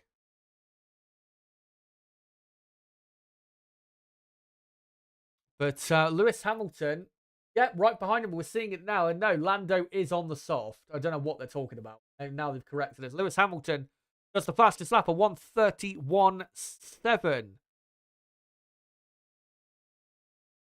But these two are not gaining that much time on Behrman. So, yeah, I mean, they're gaining on Behrman, but not by, as much as I would have expected on that compound. So, yeah, not looking great so far. There is Mick Schumacher in the Mercedes garage, of course, the reserve driver at Mercedes-Benz. There's Carlos Sainz with some headphones on. Good to see Carlos at the track a couple days after his appendicitis. As we're on lap 40 of 50, Oliver Behrman still doing a great job. He's only 5.5 seconds behind George Russell and might end up P7 in his debut race. What a debut that would be. And compared to his teammate, Behrman is how far off? About a pit stop behind. So 21, 22 seconds behind. Which is to be expected given, his teammate for the weekend is Charles Leclerc plus Behrman, 18 and, jumped in last minute. Hamilton gaining again on Norris into turn 1, but not close enough.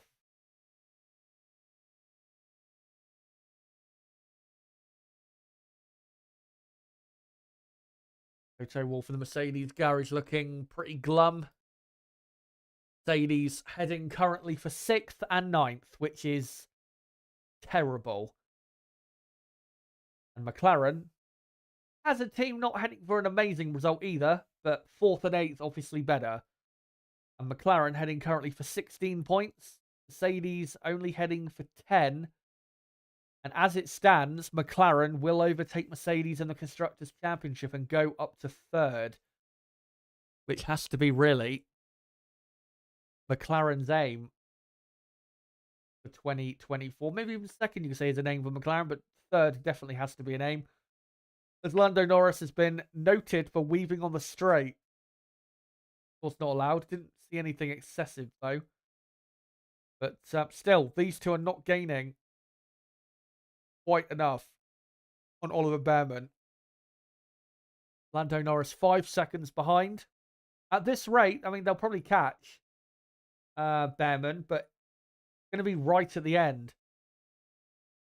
As Alonso's has been updated how far behind Norris is, and Alonso's just told his engineer to give me a countdown of laps and said, I'm in qualifying mode now. And Alonso, I've got to say, despite the Aston Martin car today not being that good, he's only 4 seconds behind Piastri, still holding off Russell. As yeah, actually, to be fair, Norris didn't weave quite a bit. Yeah, that was definitely illegal there from Lando. They're just showing a replay of it there. Yeah, just over a second clear of Russell still.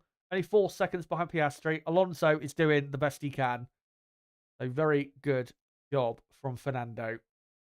And Aston Martin heading for 10 points at the moment, which would be a healthy amount. But it would still keep them in 5th in the championship. As Verstappen begins another lap, we're now less than 10 laps away from seeing Verstappen take the top step once again. As Verstappen, even though he's backed off a bit in recent laps, he is now coming up to that group of cars that were fighting so hard of Magnussen, Ocon, Albon, Tsunoda, Sargent, Ricciardo. As according to AWS, Lando Norris is 6 laps away from being in striking distance of Behrman. Has gained a lot, though, in the last lap or so. So might be quicker, as there is Christian Horner, the Red Bull pit wall. The man everyone wants to avoid.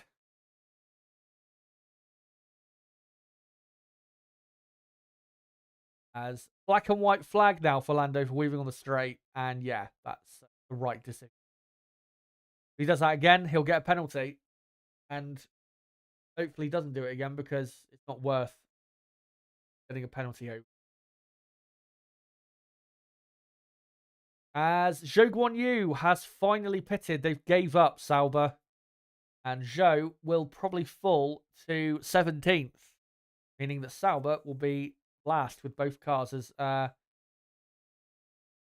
Behrman asking, at this pace will Norris catch us or not? And Ferrari say, we believe so in 4 laps.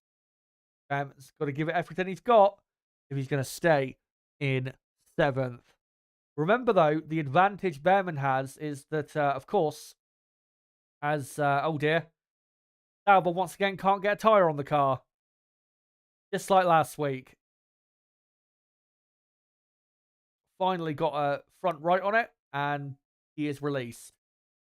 And is now behind Bottas, so his team royally screwing him over there. I just saw Behrman currently winning the Driver of the Day vote. But what I was going to say was Ferrari have much better straight line speed. So if Behrman can just make sure to get a good exit from the corners he really needs to get a good exit from, like, you know, right before a DRS zone, then he should be okay. Because that McLaren, as we saw with Piastri, is very slow down the straights. But Hulkenberg now up to P10. And heading for a point are Haas F1, which is a reward after what's been a difficult few months. But, yeah. The two Saubers now 17th and 18th. And Sauber, I mean, their season's over. They're not going to do anything this season. I've completely given up on them. Just like, well, maybe not just like Alpine, but yeah, they're just a complete shit show. Alex Albon has just passed Esteban Ocon. So Albon up to 12th place. As we're now on lap 44.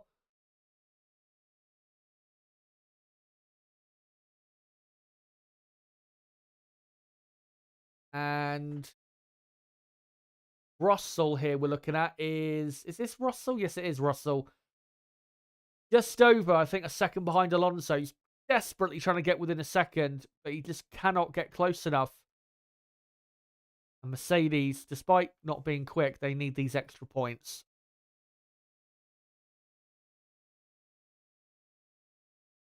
Good look there through the eyes, pretty much, of George Russell, Mr. Saturday, who's not had a great Saturday, to be honest.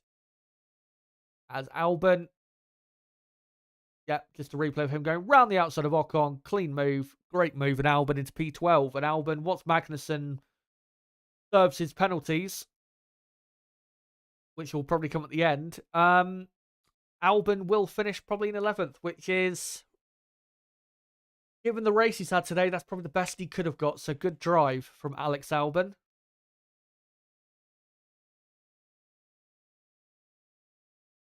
As Lando Norris still gaining on Behrman, but still, again, not quite quick enough if they want to get past him.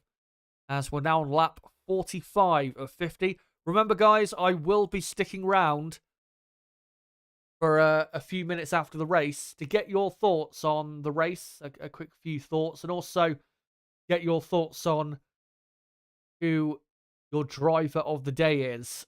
Let me know who you think driver of the day is. I will set the poll up pretty soon. And in fact, because there's nothing really going on at the moment, I think I'll set the poll up now. By the way, we're only 2 likes away from 200 likes. So if you haven't hit the like button yet, make sure to do so. Let's get up to 200. Who is your driver of the day for the 2024 Saudi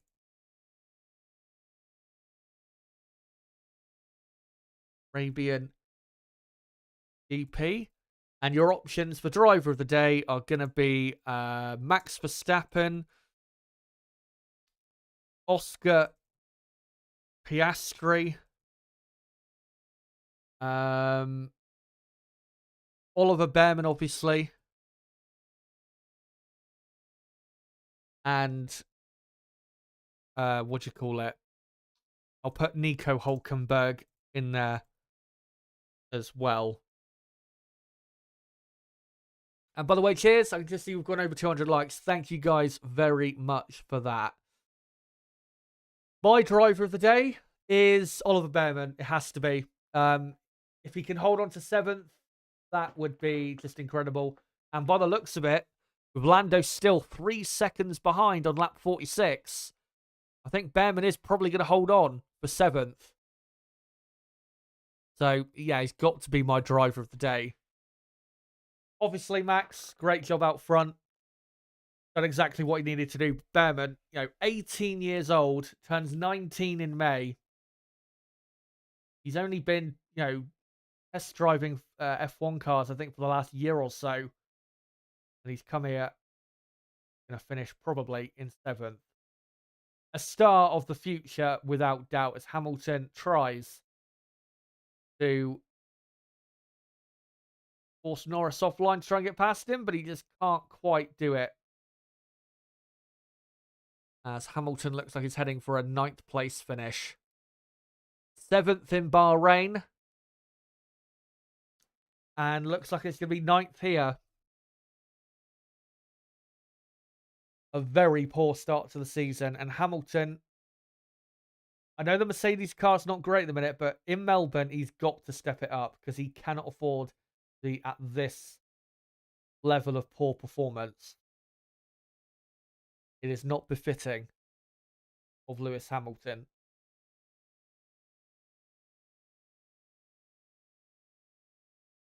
As Lewis dropped quite a bit back on Norris. I don't know if he's overheated his tyres or somewhat. Dropped back a bit. As George Russell still 1.2 seconds behind Alonso. Now 1.3. Alonso still doing great to hold Russell back.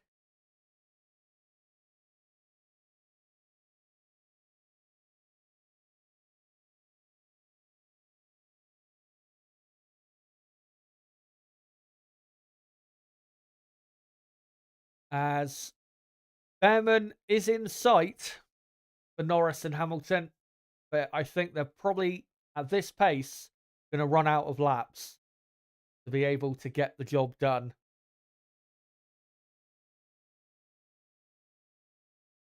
And one thing I will remember to do in a minute. Relegate Kevin Magnussen down to, 16th? Because,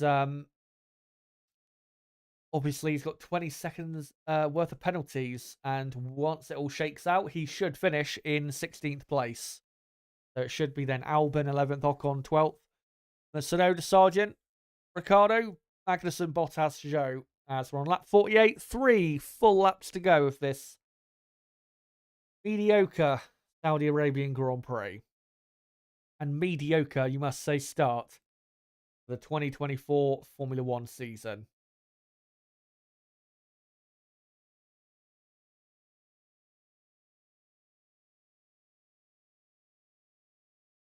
As we look at Max Verstappen through the first sector, he's got a car ahead of him. I think it's Tsunoda. No, it's Ocon. Just lapped Tsunoda. Ocon, I think, has had a good race today, given the issues that Alpine have got. And the best he can. Shame for Gasly earlier, not even getting a chance to race, really.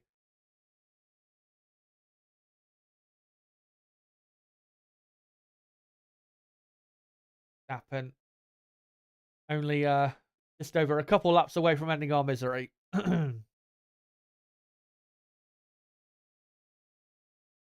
Max probably lap Ocon. Yep, now into the final corner. I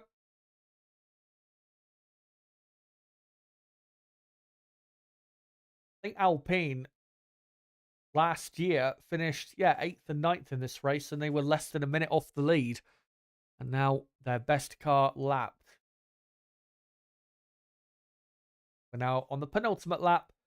Lando Norris, 2.2 seconds behind Behrman. And Lando is not going to pass Behrman unless Behrman makes a mistake. As Perez, by the way, in second. Of course, has his 5-second penalty, but is 12.2 clear of Leclerc. So Perez will finish in second. Red Bull take another 1-2. The perfect start, 2024, just like they had last year. Leclerc heading home for third. And you've got to say with Ferrari, again, they're not on Red Bull's level yet, but they have clearly improved on last year. You know, last year at the Bahrain Grand Prix, they didn't get a podium. This year they did. Last year, their best result here in Saudi Arabia was 6th. This year, it's going to be 3rd. So clear progression has been made. They just need to keep improving as the season goes on. And that's the replay of Ricciardo with a awful mistake at turn 1 and 2. Clipping the inside curve of turn 1 too hard and going for a spin. Ferrari keep improving through the season. I think Ferrari will get to the point where they can win maybe a couple races this year. But they're just not quite there yet. But again, they can keep improving. They will get there. As we are on now the final lap of the Saudi Arabian Grand Prix. Norris still trying to close on Behrman, but those soft tyres really not working on this track.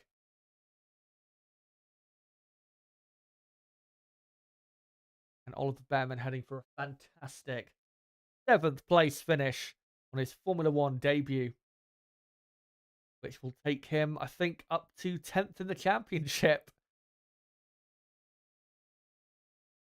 And he might remain 10th in the championship for a few more races. You never know. Behrman, Norris and Hamilton begin their respective final laps.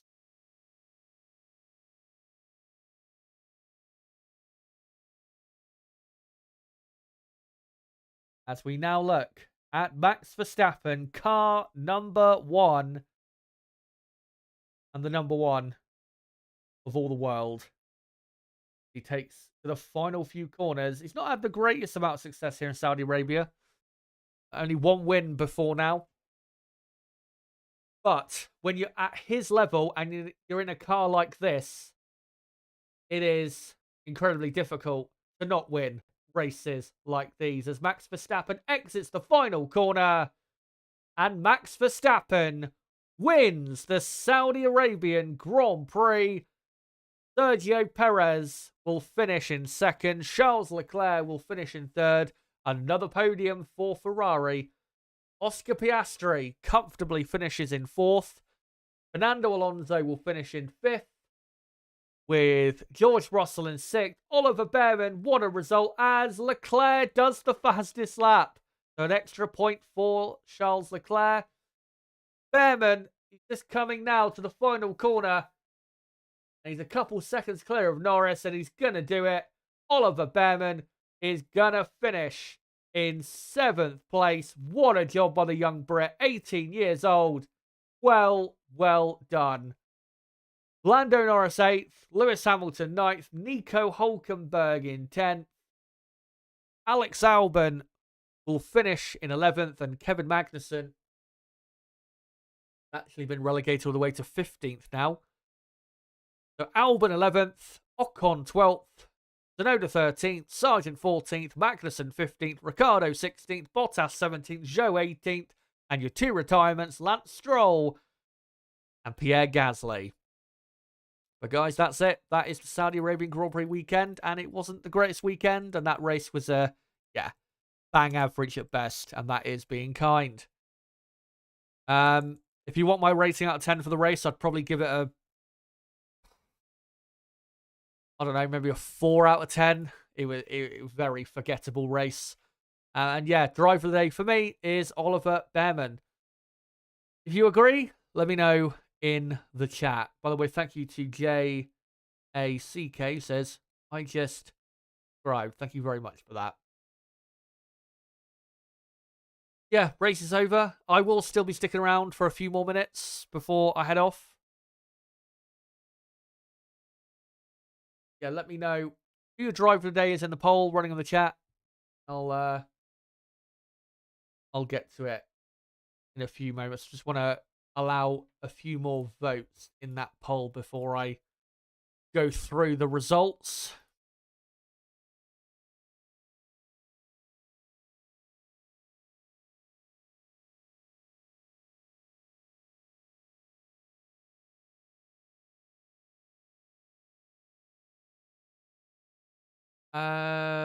Regard says 7, maybe. Wow. Don't know why you're giving it that high of a rating, but you know what I mean? No, that's you. If you enjoyed it, then good for you.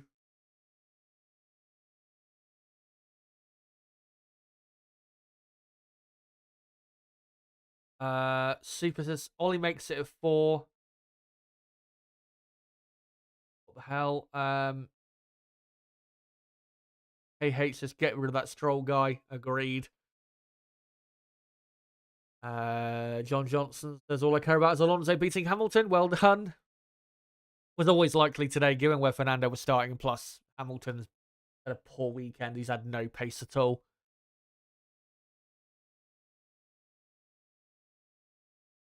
Yeah, keep your comments coming. I'll try and read a few more out.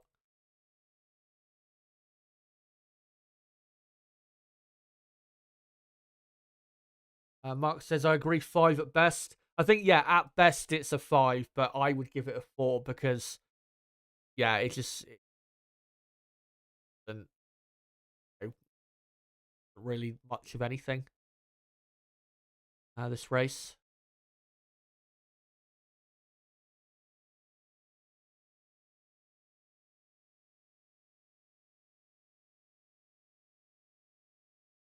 Did Perez get a penalty? Yes, he did. 5 seconds, but it didn't matter because he, had over a 5-second gap to Leclerc. What is dead says, I just want one Yuki P10 finish and I'll be happy.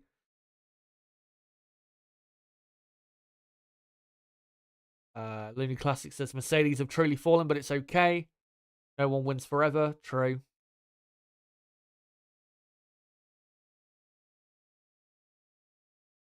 And I mean, Wade saying boring, boring, boring, boring.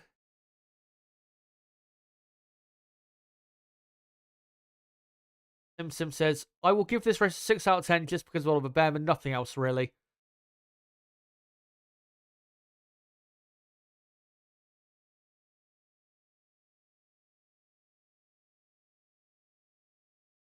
John Johnson says, Andretti should revive Can-Am series and give the middle finger to boring F1.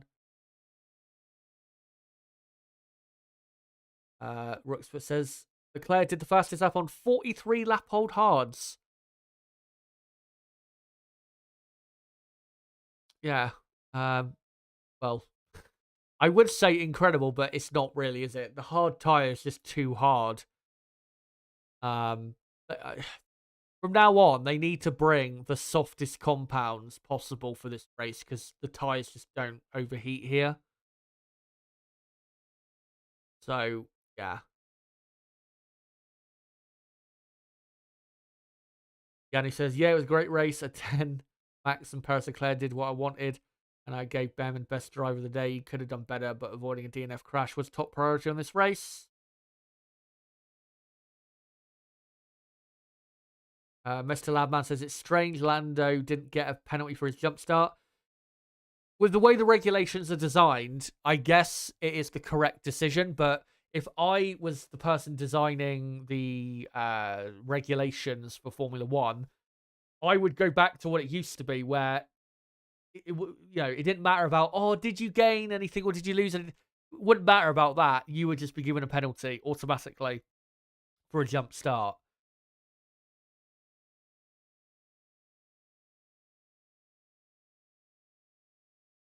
Rona says, doesn't sound like I missed much. I mean, not really. I mean, the top 4 I predicted exactly. Actually, the top 6 was almost correct for me. The only difference was I had Norris in 5th, then Alonso 6th, then Russell 7th. So just needed Lando to, well, if Lando had made a pit stop when the safety car came out, I probably would have ended up being correct. So, it's not a good thing where you make a prediction and it like mostly comes correct. Thanks, Chazza, no problem. Oliver should replace Ricardo. The Spark Crane, yeah, probably if they can get their hands on him, but they're not going to Red Bull. Ricardo, obviously 16th, horrendous race for him, but we should see better in Melbourne. But guys, I think I am going to bring I'm going to, what do you call it, bring things to a close on the stream because, we've gone through pretty much everything we, can. So, before I go, just a quick update as to what the next 2 live streams on the channel are. So, I will be back next Sunday on the 17th of March, which I think is St. Patrick's Day to anyone who celebrates. 12 p.m. UK time, I'll be live on that day for an F1 News live stream where we're going to be going through in a lot of detail the Christian Horner stuff, the controversy, and also other bits of news as well. And then a few days after that, on the 20th of March, I will be live for, on Wednesday the 20th of March, live at 8 p.m. UK time, the 2024 Australian Grand Prix weekend preview. So make sure to come along to that when they do happen. But guys, thank you so much for coming along for the content this week. Been, great amount of views, great amount of likes, new subs. And if you are a new sub, hello to you. Hope you're doing well. I hope I've entertained you enough this weekend with the content. And just all of you guys in general, thank you so much. And quickly before I go, new super chat from Turbo. $10 says Jeddah and Bahrain are not power circuits. Melbourne is. Merc power dominance in 2 weeks. Wally first 4 lockout. Merc powered podium. Hamilton win. Bet on it. Smart money. Well, eventually one of those power circuits have got to come in handy, haven't they? Yeah, cheers for that, Turbo. Let me just finish up the poll in the chat. 131 votes. And I asked, who is your driver of the day for the Saudi Arabian Grand Prix? 47% of you went for Oliver Behrman, and I agree. He was driver of the day. What a performance for the young lad. Max Verstappen, 38% of the vote in second, and then Piastri third on 11%, and Hulkenberg fourth on 3%. And yeah, if you are new to the channel and you haven't yet subscribed, make sure to do so because we do these for every Grand Prix, and we'll be doing so, obviously, for the next race in Melbourne in 2 weeks' time, a qualifying and race watch along per race weekend. So make sure to subscribe if you are new to the channel. Smash that like button if you have not already. It does help the channel grow. Thank you for smashing the like button, by the way, this weekend if you have.